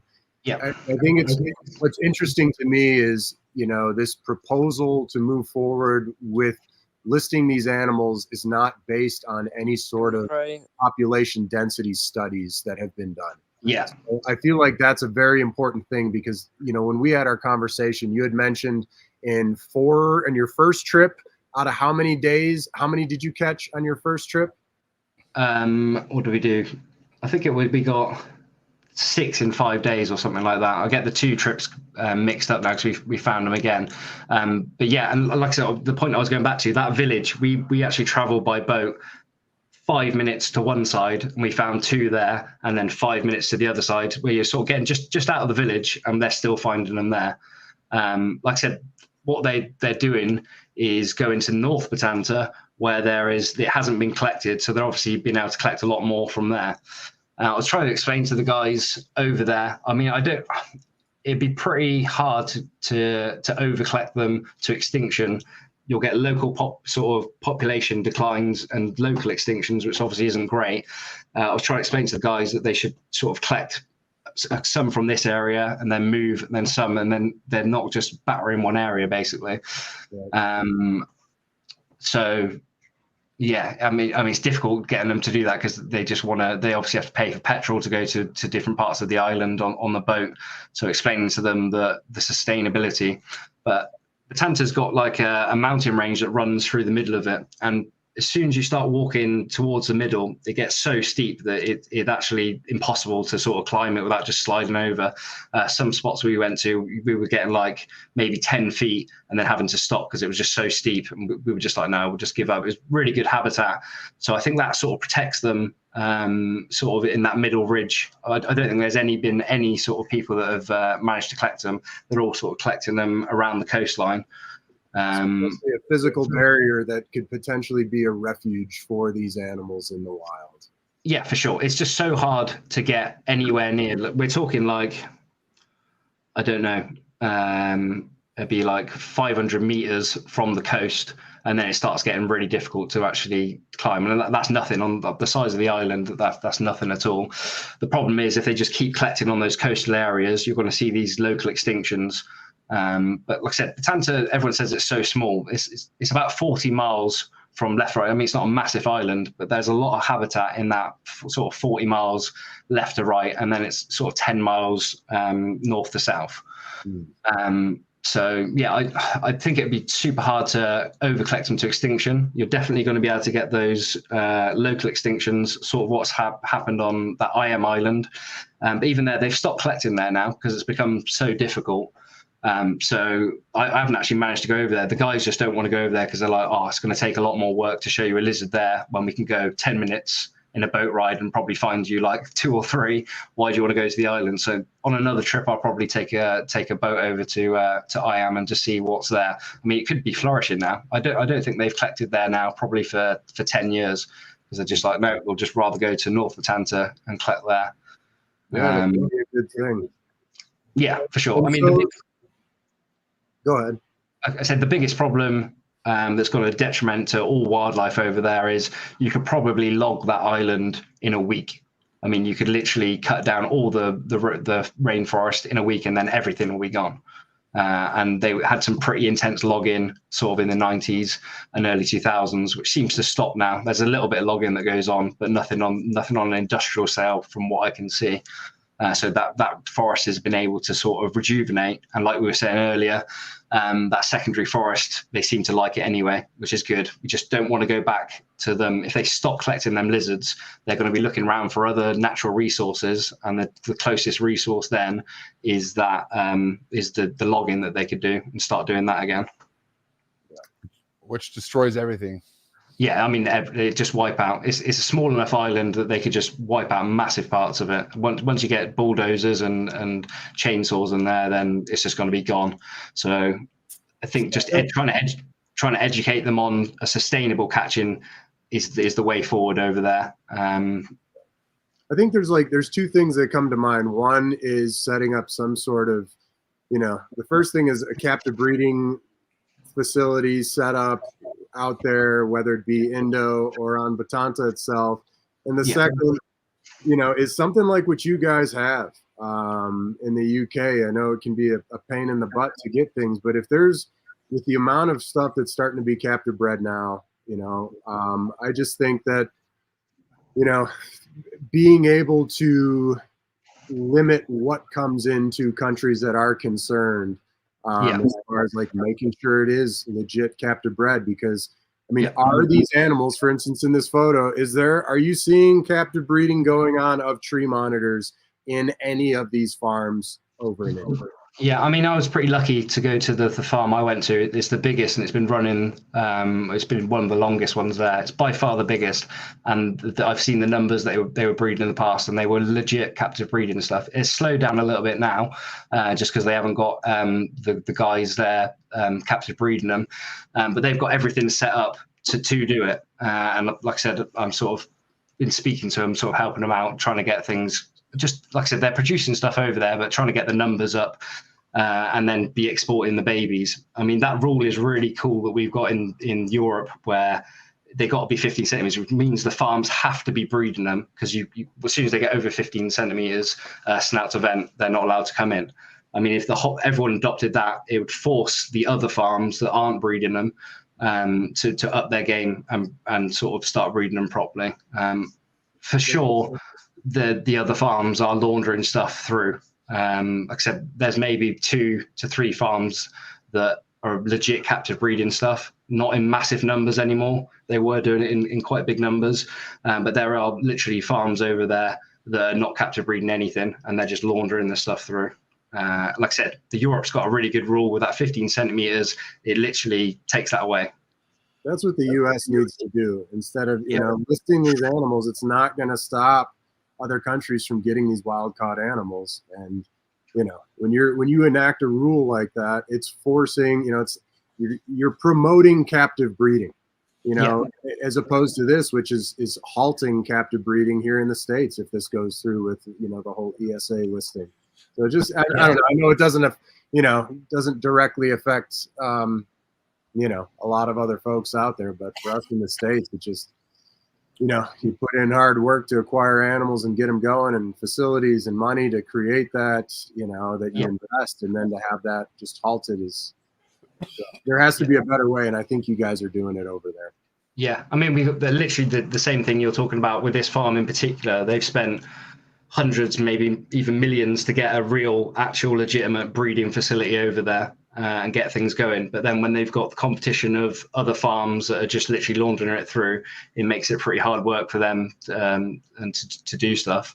Like I said, hopefully that'll change. They'll get more stuff being produced there, and sort of the rules for the other countries might step up like it has in Europe. And that would eliminate these sort of unscrupulous farms that are they're not actually doing what they should be. Yeah.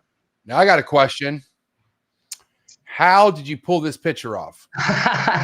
Oh, the amount of messages I got about this picture saying I'd killed them, they were dead. I think even you messaged me saying I thought they were about to be fucking fed off or some shit. I'm like, when you first look, I'm like, you wouldn't think they'd be this calm and just like sit next to each other like, hey, how you doing? You know what I mean? Yeah, I mean, it took sort of 15 minutes to set them all down. There was, I think I said to you before, I think there was 5 or 6 of us.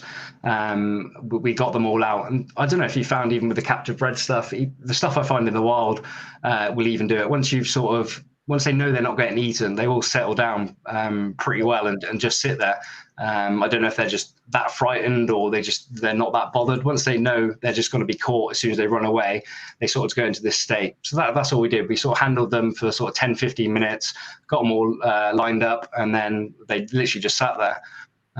So yeah, these are freaking mint too. Like, I mean, I don't know how the body sizes are supposed to be per species, which I want to talk about right now, because here we have 6 species of tree monitors. Are these all adults, or are they all different like ages? Do you know, I didn't even think that much about this photo. I wish I had a little bit now, because the amount of messages I got. We just literally picked the best examples of each species, whether it be pattern wise, just like a real textbook version of each one. And we didn't even think about the size. Didn't think about the size at all. And that's the question that keeps coming up. Right. So no, these are all different sizes. I mean, that Bomi there is like a sub-adult. McRae's obviously an adult, and then the other one's a sort of sub-adult. So you can't take that picture as that picture literally was just to show the 6 species in Indonesia and the different color patterns between them. I actually went on to use that picture. We can get onto it a bit later. When I was traveling to the villages looking for the Bomi, just to say what species occurs here, and then they would literally pick out which ones they'd seen, which ones don't pick there, and they're like, oh no, these definitely occur here. Very neat. Now we have the Boemi as the most rarest one, you would say, out of all these, and I want to ask you why that is, Chris. Yeah, I mean, in captivity for sure, they're definitely the rarest that are available to us. There's currently 9 species. One's Australian, 2 are from some little islands in Papua New Guinea, and we know one of them from one holotype, which is like a dead preserved specimen. It's pretty interesting. The whole reason of the rarity and the scarcity of the ones in captivity is how easy it is to collect them in the wild, and how easy it is to get them from a boat from the island to Sorong. So everything's got to go through Sorong. That's the main port, and then it gets taken to Jakarta. Bomi found pretty far away. They're on Waigeo Island, which is further, pretty much the furthest island away. Maybe Mizul's a little bit further, but to get a boat from where they come from to Sarong takes a lot longer. McRae, Batanta is right next to Sarong, and then Salawati, which is where the Prachinas come from, as well as the mainland, is right next to Sarong. So it's easy just to get a boat, get them collected, and then get them back to Sarong. They're definitely not rare in the wild. They're just not. They're probably the easiest ones I've had to find. We found the first one in 15 minutes, and then the next day we found one in half an hour. Like I said, the tricky thing was finding the right habitat and then the right people that knew where they were. So we ended up taking a boat from Waigeo to Batanta to pick up two hunters from Batanta, because I knew they could actually catch the lizards. From Batanta, then we went to Waigeo, and then sort of travelled eastwards where they'd been documented, and we stopped at literally every single village along that route. The great thing about Papua New Guinea or West Papua is the people are so friendly, and they don't get to see many white people turn up at their village. So they're super interested. As we pull up in a boat, they're super interested in what's going on. Obviously, I had the translator with me. We said, well, we're looking for a particular lizard. We'd show them that picture you just had up there of the 6, say, which one have you seen? And they'd look through, oh, no, I haven't seen that one, I haven't seen that. Oh, we've seen Bomai. So that was really good, really positive. The problem was, you'd then go, oh, where do you see him? And they'd go, oh, sometimes in the village, but mainly when we're in the jungle, doing work in the jungle. I was like, sweet, can you take us out to where you see him? And obviously, because they're not hunters themselves, they're not tuned into where these lizards are and what habitat. So we went on some ridiculous wild goose, like trekking all day for 6 hours, up and down mountain ranges and stuff, looking for these lizards, and to no avail, basically. Luckily, we ended up at a village where 2 of the guys there occasionally collect them. I mean, really occasionally, maybe once every 3 to 6 months they'd catch them, and they had actually 2 in the village. As soon as we met those guys, I was like, oh no, this is on now. We're definitely going to find them. Like I said, went out with those 2 guys. They knew exactly the spot to take us to. Within 15 minutes, we found one, and then sort of half an hour, found another one. That's the guys there. That's sick. The other interesting thing too, Chris, from our conversation, it seemed like Batanta, there's more of that collecting or hunting culture, whereas on Waigeo, one of the, and this kind of doubles back to what you had asked about them being rarer. It seemed from what you had told me, Chris, was that there just was not really the collecting, hunting culture in Waigeo, correct? Yeah, 100%. So Batanta is quite interesting. They're not collecting. Not every village in Batanta is collecting McRae for the pet trade. It's literally one small village that all the guys there are collecting it. If you go out of that village, nobody really cares about the lizards. Nobody's collecting them. It's just because those guys were trained by the guys from Aru who were already collecting for the pet trade, and then they've just adopted that. Like I said, there's none of that in Waigeo. Waigeo, they've got they're doing a lot more fishing, a lot more tourism happens in Waigeo. It's sort of the capital for where everyone goes for diving and things like that. So there's not like a village you can go to where all guys are set up to be hunting lizards. That's why we had such a problem visiting the villages. They go, oh yeah, we see them. Why do you care? Where if you go to Batanta to the particular village, they're like, yeah, sweet, we'll go out now, we'll find you one. Where they're like, yeah, we see them every now and then. And like I said, it wasn't until we got to this one particular village in East Waigeo where these 2 guys here were like, oh, no, we know what we're on about. We collect them sort of every 6 months or whatever. That sounds like that could be a potential solution, is like focusing on the town, villages that do collect in Batanta, and that's where you put up some sort of a eco resort that can be more profitable to these people than collecting these animals for the pet trade, because then it takes away some of that incentive, makes them more money. And I know, like, talking to you, I've been dying to go out to Indonesia since I was a kid, Papua New Guinea in particular, since I was a child, learning about green tree pythons. And, with the amount of herpers and birders that are out there, I think there's potential for that. I think that could be a good mission project in conservation for these animals. just a thought. Yeah, 100%. Yeah, I mean, the guys over there have seen me sort of come over, and I said to them, if we get guests to come over, will you stop collecting them so much? And the older guys in the village are so on board with it. They're like, we don't want our grandchildren to not know what the Varanus macrae is. We don't want it to be another story. They come quite close with the birds of paradise, and those are protected now, and they do tours for people to photograph the birds of paradise. So yeah, like I said, get a homestay set up in Batanta, where you can take people to. It's a bit more habitable than what sort of the stuff I have to go through in a tent and all the rest of it, and then get people sort of paying them to take them out, and rather than collect them for the trade, take photos. It's sort of a win-win all around. Yeah, and Chris was, if I can say this, Chris was, you know, when they caught these things, Chris was paying them to release them. I mean, that's a beautiful thing. I was going to ask you, like, what was the payment behind all this? Because obviously, well, hold on. Before we get to that, how did you get connected with somebody how did you connect to these people? Like, how did someone like you were able to build a relationship and trust? Like, more importantly, trust that you could come over and, you know, do what you're due. Yeah, so I knew a guide over there, done a lot of work for sort of the BBC and other documentaries, and he's pretty much gone around to every single island and is a local, so he knows where to go. So I was introduced to the village and some of the guys in the village through him. At first, they were a bit dubious about what's going on, obviously, but now I literally speak to them pretty much daily. The guys in the village themselves, they've actually become family. So yeah, it's just by going over there. The first trip I went over, they were just like, what is he doing? Catching these lizards, sort of posing them for a photograph and taking some shots of it and then letting them go. They were just like, what?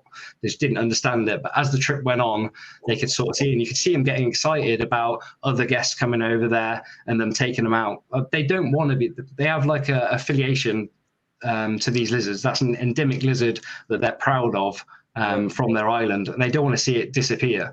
So yeah, like I said, if you can get more people to go over there and do this ecotourism thing, they'll stop collecting them, basically. And what that cost? Like, let me ask you, like, the average cost that you're spending to like get the permission from these guys to go do what you're doing, and then also them guiding you. Can I just use the toilet real quick? Sorry. Yeah, go ahead. I think the biggest cost from when we had our conversation, you know, obviously airfare, depending on where you're going from. But in general, from just the research I've done, PNG in general, not talking, you know, Batanta can be a pretty pricey place to go. But I'll let Chris do the details as far as all that. Yeah, I mean, that obviously you obviously have to spend your you know, obviously have to spend the money to get yourself to where you want to go, but then obviously you want permission from these fools too. Like, you need to like have locals give you the all right to just go do your thing, I'm assuming, right? I'm sure in Papua New Guinea especially, because I don't think it's this way in Batanta, but on mainland Papua New Guinea, I mean, you can go to the next town over from a town that you're in, and they can speak an entirely different language. Yep. So it's like you definitely, you need to be careful. You need to have the grace of the village to even go into the forest around that area, because otherwise it's like, you know, you can bring yourself in a bad situation. It's not like going backpacking in Costa Rica or, you know, Europe or something. It's like, you know, it's a big deal over there. And yeah, I can't wait to go. And you don't have anything really scheduled yet, right? As far as like, no. I was trying to schedule something 2 years back, and as I was talking to a birding guide, and I see Chris is posting photos. I'm like, this guy's already there. All right, where do we leave off, Chris? The price of, so I have to hire a boat driver, which is a really good guy we know in Waigeo. So the trips I do, I start in Sorong, obviously fly into Jakarta first, but end up in Sorong, which is sort of the capital of that area. And then we get a ferry over to Waigeo, pick up the guy that I know for the boat there, and then we actually end up going back towards Batanta. So on the way there, we actually travel past Batanta to get to Waigeo, and then we sort of travel back. I mean, he gets quite a good rate, obviously, because you have to pay for petrol and that sort of stuff, and obviously his time. out there. But the most interesting thing, but like Bryan alluded to, was the guys in Batanta themselves, which are the collectors. So they get paid pretty much about $30 per lizard. So what I needed to do to make it work was give them a flat rate. So I give them about $15 each per day to just go out with me and sort of have a look for the lizards. So then the deal I come with was I didn't want them to collect the lizards and then put them in a bag and then also have the money that I've been giving them. It just wouldn't work out. So I incentivize them by giving them a tip, which will be the price of the lizard. So they get an extra $15 each per lizard they find. So they're not losing out by collecting the lizard and not taking it back. They'll get the same amount of money if they collect the lizard as if they would release the lizard. So that's like a really good thing, I think, that sort of incentivizes them. And they also get the flat rate. If there's a day that we don't catch any lizards, they're also getting paid anyway. So that's a good $15 per lizard, that's what they're getting paid? They get paid $30 per lizard. I give them $100 for the day. yeah, exactly. Yeah, and they're super stoked. Like the trip before, we hadn't found many Joviensis, so I was also paying them if they found any Joviensis.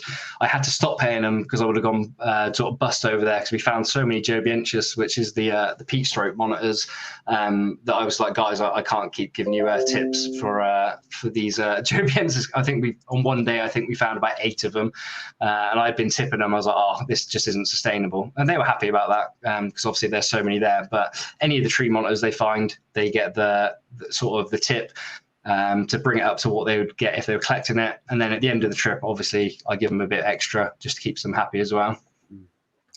What about? Oh, go ahead, Bryan. Were you say something? No, I had no. I mean, what about the chondros that you guys ran into? Because it looks like you ran into some chondros while you're over there too.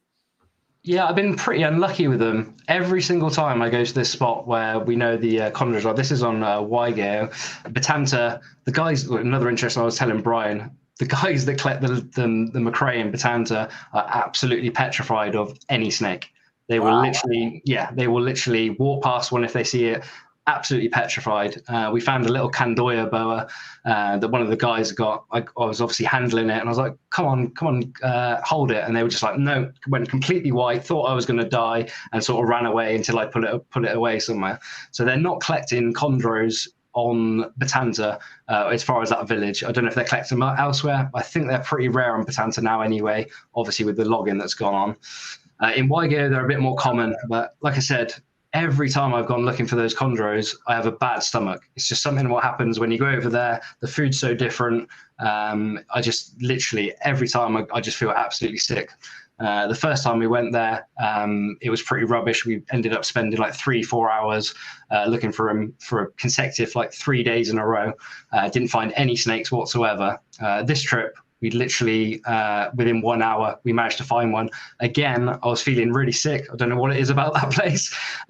We found one, and then I was like, that's it. I don't want to see any more, and went home. So I don't really concentrate. We're usually pretty tired from looking at monitors all day. To then obviously stay up all night looking for snakes is pretty difficult, especially when you're feeling pretty rough. But yeah, I mean, it's amazing. That's the first chondro I've seen in the wild. It was still up in the tree. It was sort of coming down to sort of get into its ambush pose for the night. But yeah, I mean, seeing a wild chondro is just like probably top of the list for most people. They're just insane. Chris, how much rain do you see while you're over there? Like, how much of it is it dumping? And I'm curious about like water access for a lot of these wild tree monitors or even snakes. Like, where do you feel like, and how often are they even drinking? The first trip was a bit different to the second trip. On the first trip, it rained every single day we were there. That was in Batanta, and a little bit in Waigeo. I mean, these islands, it's crazy. It's so hard to get weather data from the islands. It can literally be raining in one part of the island, and 5 minutes away can be completely sunshine. They've got like a micro habitat for each island. And on the island itself, if you're in the east to the west, it can be completely different weather. Like I said, that first trip, it rained every day. It was pretty much every morning, pretty heavy rain, and then it would sort of dry up for the afternoon. And then you might get a little bit sort of as sunset, you'd get a little bit more rain then. This trip, we didn't have that much rain. It was fairly dry. As for where the chondros was, it's pretty sparse. There was no sort of running water or anything like that. So they must be relying on just the rainfall they're getting. They wouldn't be able to sort of traverse very far to sort of any rivers or anything. The interesting thing with the McRae and the Bomi, the best spots are always close to water. Absolutely, there'd be a river or some sort of standing water. I think obviously the lizards going to need to drink a lot more than the snakes anyway, and not rely just on the rainfall. So yeah, the best habitat for the tree monitors we found was in valleys with a river running through it, and then the vegetation each side of the river is where you'd find the tree monitors.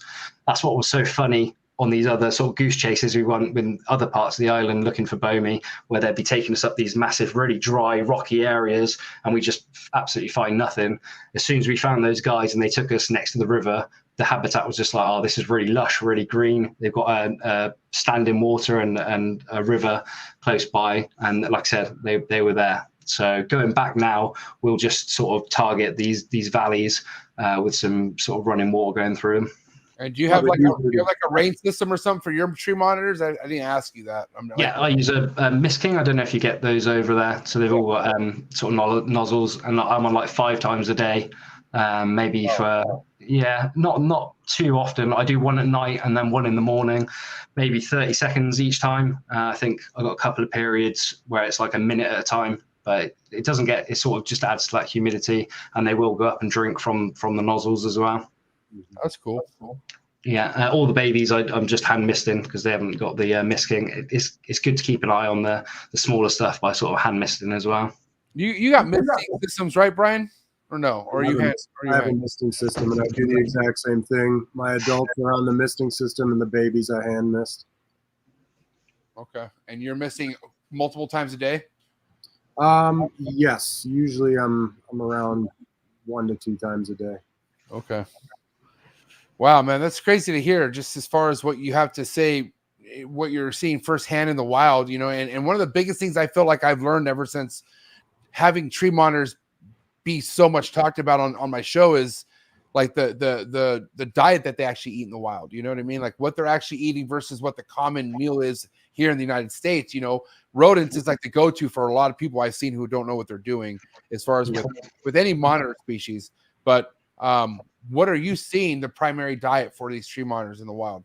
100% insects, with maybe the occasional bird or rodent. I mean, pretty much every study they've done on any preserved ones, there's a species of insect called a katydid. You get them in the States, actually, and sort of grasshoppers, winged grasshoppers.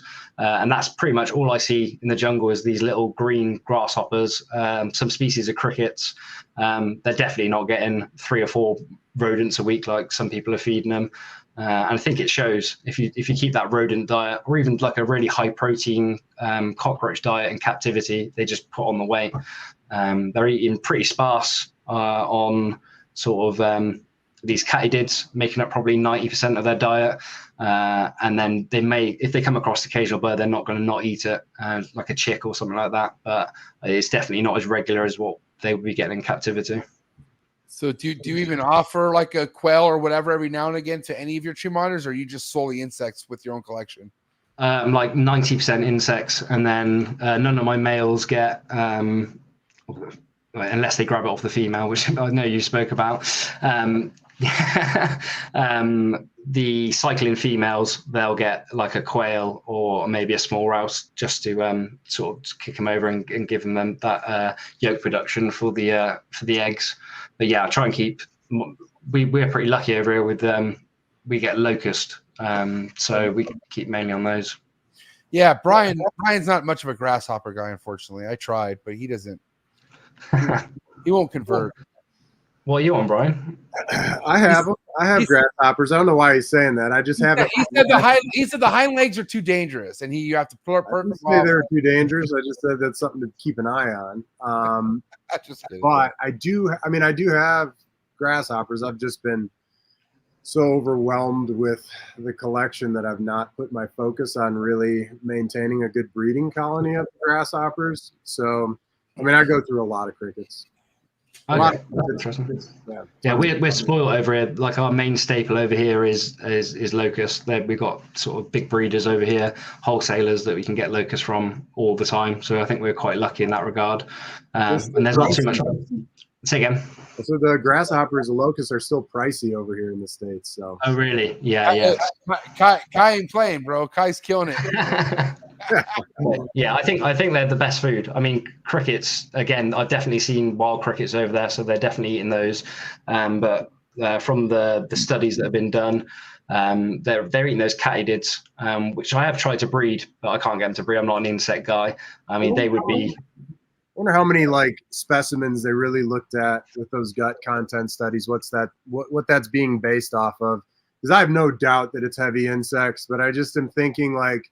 My mind always goes towards like being along the equator, having really a less seasonality, which could translate to more breeding, like a longer breeding season and consistent breeding season for birds. So like potential for nest robbing of eggs, baby birds. I'm not expecting anything to take an adult bird, obviously, but nestlings, eggs, and there's such insect diversity over in Papua New Guinea and those islands around there, stick insects, beetles, in addition to your crickets and grasshoppers. And I mean, you really want to like figure out the entomofauna of an area. You go out hiking at night looking for insects, and it's like, that's when everything's out and moving that you can see that's hiding during the day, you know? Yeah, they got some pretty big stick insects. Usually end up with those crawling on me when you've sort of gone through the bush. There's a high insect diversity over there for sure. And like I said, if they come across a nest of birds, they're definitely gonna take sort of the baby birds or the eggs. So I think that should be included. I mean, you can even include a small rodent. They have small rodents over there, cuscus. Exactly, other reptiles. So I don't think you should feed a completely insectivorous diet, but just don't go the other way, where I think it's quite easy for people to get over here we have to feed a frozen mouse out or something like that, and then just feed them on that. I mean, they go crazy for it, so it's like a good thing for people to see, and I think they just overdo it feeding the rodents. Yeah, I feed my baby, all my macrae I solely feed them baby chondros. Yeah. Wow, dude. Not cool. So true, though. Have you seen that the photo of it the other way around with the chondro in the macrae? Oh, yeah. Was it like a juvenile? That one broke my heart. I will never forget. Like I was actually mad at the chondro in that picture for some reason. Yeah, I mean, it was a stillborn or dead in the egg. Sorry, macrae. Anyway, I found out, but yeah, it was a pretty brutal photo. I was like, now that I think about it, I was like, I guarantee it was probably something that didn't make it, and it made like a good meal to feed off to something that would eat that in the wild. I mean, that's natural diet, I would say, right, for a chondro maybe. How hard chondros are to get eaten. It might be worth if you have any dead ones, dead in the egg or anything, keeping those back for any of the babies you produce. Maybe scenting with them or getting them going. I'm like Bryan. Listen. If I have a chondro, which I've had plenty of chondros that didn't make it neonates, and I attempt to feed them off, and none of my monitors want them. They don't get. They want nothing to do with it. Huh. Yeah, that is interesting. So they're not even that good. They're not even good enough to feed off, unfortunately. You've had some bad luck with those chondros. I'm waiting for you to crack those. Yeah, I think it's this year for sure. No, I know it's going to be this year. I'm just kidding. I'm just kidding. Yeah, don't annoy the chondro gods. Yeah, no shit. They're like, all right, keep talking, motherfucker. We got your number. All right, I have a wrap up topic, and Bryan, if you want to get one ready for Chris, or anything that you want to finish off, just get that ready. But for me personally, I do know that one thing I love about this podcast and some of the people I've talked to throughout the last few years, it's like, this reptile industry is continuing to grow, especially in the United States. Chris, I can't speak for Europe or other places, but I do know from what I see in the United States and Canada, this hobby's growing, especially tree monitors. Tree monitors are like the new green tree pythons. I got to tell you right now, the way I hear people wanting to do research and get into tree monitors after just ball pythons, it's pretty impressive, right? But do you advise this to be a first monitor species for a new monitor keeper period? Like, is it doable, especially if you go the captive bred route? I want to hear like what you feel like for anyone out there who's like, you know, dying to get into it, but they just don't think they're ready or don't think that this is a something for them because, you know, how delicate it could be or whatever that, you know, the case may be. What's your thoughts on that? Yeah, it can 100% be done with the captive bred stuff. I mean, I'd prefer if they'd had like some sort of reptile experience, so they know sort of how to set up a vivarium, or get the sort of thermoregulation right, and sort of the that a bit of reptile knowledge is definitely, if you've got that, then a captive bred tree monitor with a bit of guidance is yeah, they're pretty bulletproof. It's only when you start getting into the breeding and the wild caught stuff, then it's sort of out of the question. The captive bred ones are so easy. It's just like there's so many parallels with those chondros. Captive bred chondro is so much easier than the farm stuff. If it was their first legit lizard, they just need loads of guidance. I mean, if they've got one off me or Bryan, I'm just trying to think if I sold anyone for a first lizard. I don't think I have. First monitor, definitely. It's not been a problem. They have not had anyone come back. They're so bulletproof when they're captive bred. As long as you kept them parameters in there and you've got someone to speak to, the breeder. As long as you don't lose them. Yeah, yeah. So yeah, the captive bred stuff is just like any other sort of monitor. They're fairly easy. Keep in those parameters, and yeah, I couldn't see a problem personally. Dude, Bryan, am I tripping? These things are fast, bro. They are quick as shit. I mean, your yellow is lightning fast. Probably fast. Like that one keeps me on my toes, bro, because how quick it is. And I know your room should be sealed and solid, but let's be real. A lot of people have cracks or whatever going on in their rooms, and you just do not want to get caught slipping by one of these. You don't, because it almost happened to me on Thanksgiving, and I think it was yours. Did I tell you that happened to me with your yellow, Bryan? Okay, it jumped out on me, and I was chasing it like this behind the Freedom Breeder rack for 45 minutes to where I couldn't find it, and I thought I lost it, but then I found it. It was terrible, man. But anyways. Yeah, I've had the same, MJ. They've literally gone over the shoulder. You open the viv, they go out. My room now is completely sealed for that reason. I had an area where they could get behind the adult vivs, and one of them did, and it's really hard for me to climb over and get behind them. I can't just pull them out because they're obviously all full. So yeah, now everything's completely sealed, and they're super quick. So yeah, that is a problem, but care-wise, as long as you've got a breeder that's going to support you, I wouldn't have a problem. Facts. Go ahead, Bryan. I don't really have. I didn't think of a wrap-up question for you, Chris, but I just want to say that it's awesome to hear this information. You know, this is all stuff that nobody really gets unless you're out there, and I appreciate that. And you know, especially with Papua in general, Papua New Guinea, West Papua, those islands where these animals come from, they're not very well traveled places. They're not animals that you see a lot of photos of in general. So to get that information, and you know, it's valuable, and so I just appreciate that. Yeah, cheers. Like I said, I've got so much information; it's hard to get out all at once. So yeah, it's hopefully it's been useful for some people out there.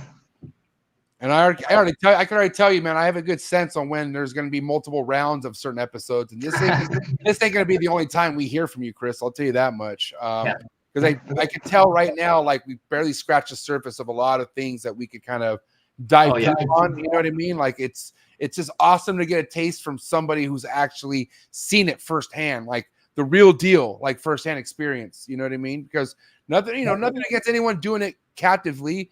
Like, how do you know unless you're not there, actually out there seeing where they're from? You know, it just kind of changes and excites things at the same time, you know?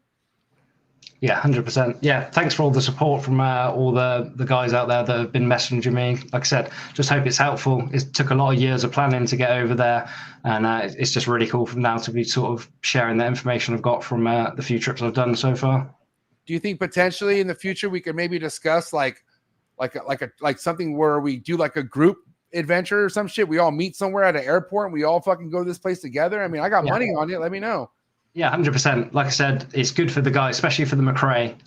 Like Bryan was saying earlier, that'd be really good for that village to see another side of people don't just want these things for pets. They don't want to just keep collecting. If they can sort of get these tours going, that'd be super good for those guys there. So yeah, 100%. I mean, I've got that down sort of nailed down for the McRae. Super easy. The other species I'm working on, but yeah, that's an easy trip. So just let me know.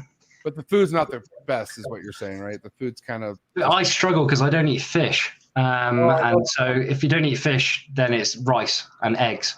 And if you eat rice and eggs 3 times a day, it just wears on you. It wears on me. I sort of like my food, but I can't eat the fish over there. It's just too strong for me. So they're like, tough. It's rice. It's like, fair enough. All right. Well, listen, just like anyone else who hasn't been to Trap Talk, I got to let you go with these hot seat questions. Are you cool with hot seat questions or what? I'm ready. Bryan, I don't want to wear you out, buddy. Could you maybe think of one hot seat question for Chris at least? Maybe. Give me heads up. I got to have this stuff. I'm not good on the spot. I'll think. Let me work. You got the last one, okay? If you could just kind of brew one up. I got one. Okay. All right. Hot seat questions, guys. First and foremost, thank you for coming through on this Saturday. But get the likes up for Chris. Hot seat questions coming in hot for my man Chris. I don't know if you've heard these before. I'm sure you have, but the quicker the better. This podcast was very player, and it would even be even more player if you nail this quick as shit. You ready? I'm ready. All right, here we go. Hot seat questions coming in hot. Frozen thought or live? Frozen forward. Number 1 insect to feed to your tree monitor? Locust. Tree monitor egg. Would you ever cut an egg or not cut an egg? Not cut. Ideal temperature for your incubator when it comes to cooking a tree monitor egg? I'm 29 Celsius. Average day hatching on a tree monitor? It varies a bit between the blacks and the yellows. It's 165 to 175.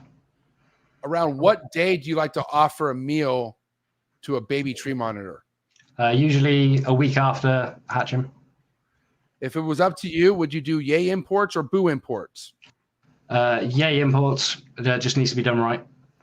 If it wasn't about the laws or anything like that, what would you think of one reptile you'd like to import to your collection today? Any reptile?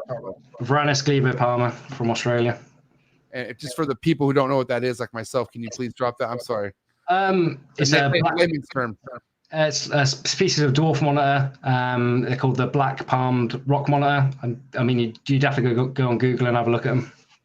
Is that the one that Mike Stefani's working with? No, nobody's working. They're super rare, even Australia. I mean, yeah, they're awesome. Have a Google them. They're like a mini Parency.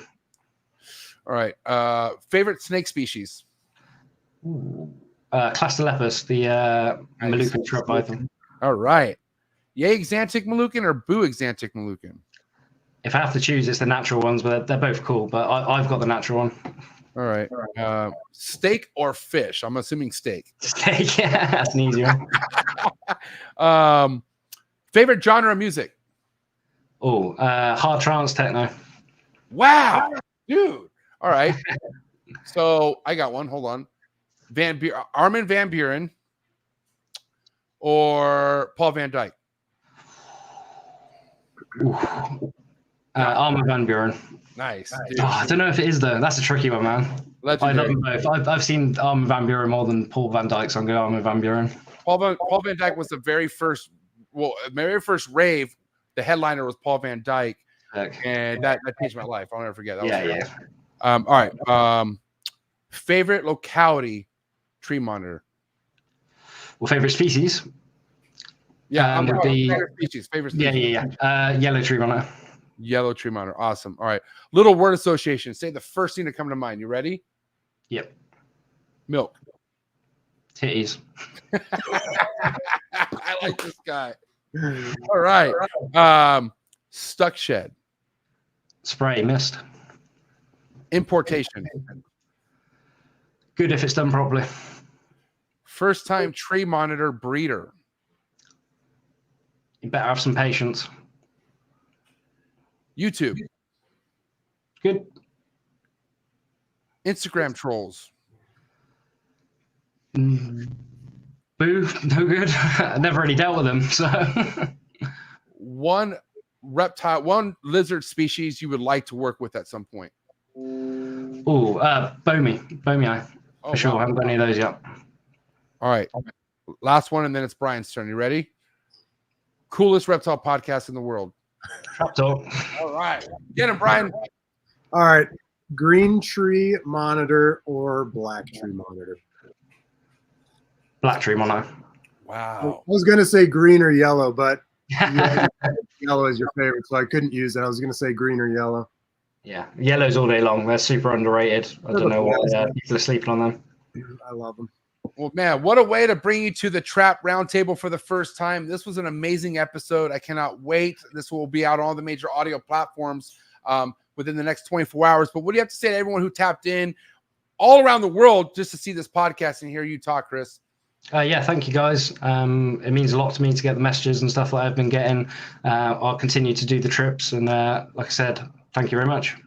And for people out there to be on top of what you have going on with either your trips or whatever, Rare Reptiles on Instagram. That's your account. That's completely Reptiles on there. I mean, you can add me on Facebook if you want, but there's sort of personal stuff on there. But if you just want reptile content, Rare Reptiles, and then anyone in the UK that wants to sort of buy any lizards off me, they can go to rarereptile.co.uk. That's my website. All right, man. Well, again, thank you so much for spending your Saturday evening with us. Yeah, thank you guys. Been good. Thanks, Chris. Cheers, Bryan. Please give it up for my buddy Chris Applin. It's a wrap, ladies and gentlemen. All right, bro. Have a good one, Chris. Thank you. Cheers, man. Cheers. Later, Chris. Peace. Later, MJ. Damn, that guy was really doing it out there. The real deal. What a great episode. It was awesome. It was awesome. It's definitely something, we could easily gone another 2 hours like it was nothing. That's just like, Chris is somebody where like, man, I wish we were hanging out at your place or something, just hanging out, just fucking sitting down, shooting the shit. Because that'd be like an all-nighter, I feel like. What a cool perspective too, just to hear about these things in the wild. That gets me going. It's a lot to take away with, you know what I mean? But really, it's also cool because a lot of the stuff that he's saying firsthand is stuff that, you guys practice and preach yourself in captivity, and that's mainly just making sure how important nesting is and, basking temperatures and, what you said about the floor being warm, how important that is, like them needing just things that you wouldn't think it would be so important.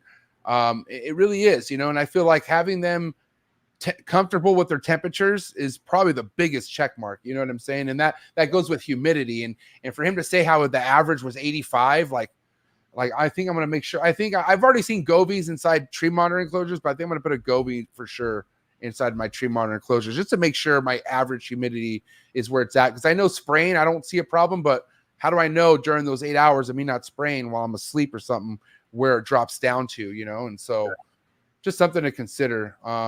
Humidity is something you control throughout your whole room as well, right, Bryan? Like you have your whole room humidified, controlled, from what I know. I used to. Now I don't. I just rely on my misting system, so it's only what's in the cage. But I live in a pretty humid area. This time of year, it dips. So that's true. But, does your misting go off at night at all, or is it just daytime and when the sun goes down? Usually morning, afternoon.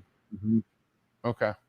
All right. Well, man, thank you so much for coming through. I like I said, I couldn't think of anyone better than my dog, Bryan Suson, to come chat with me. And what would you have to say to anyone out there who really enjoyed everyone's episode and just, everyone who just loves your work, Bryan?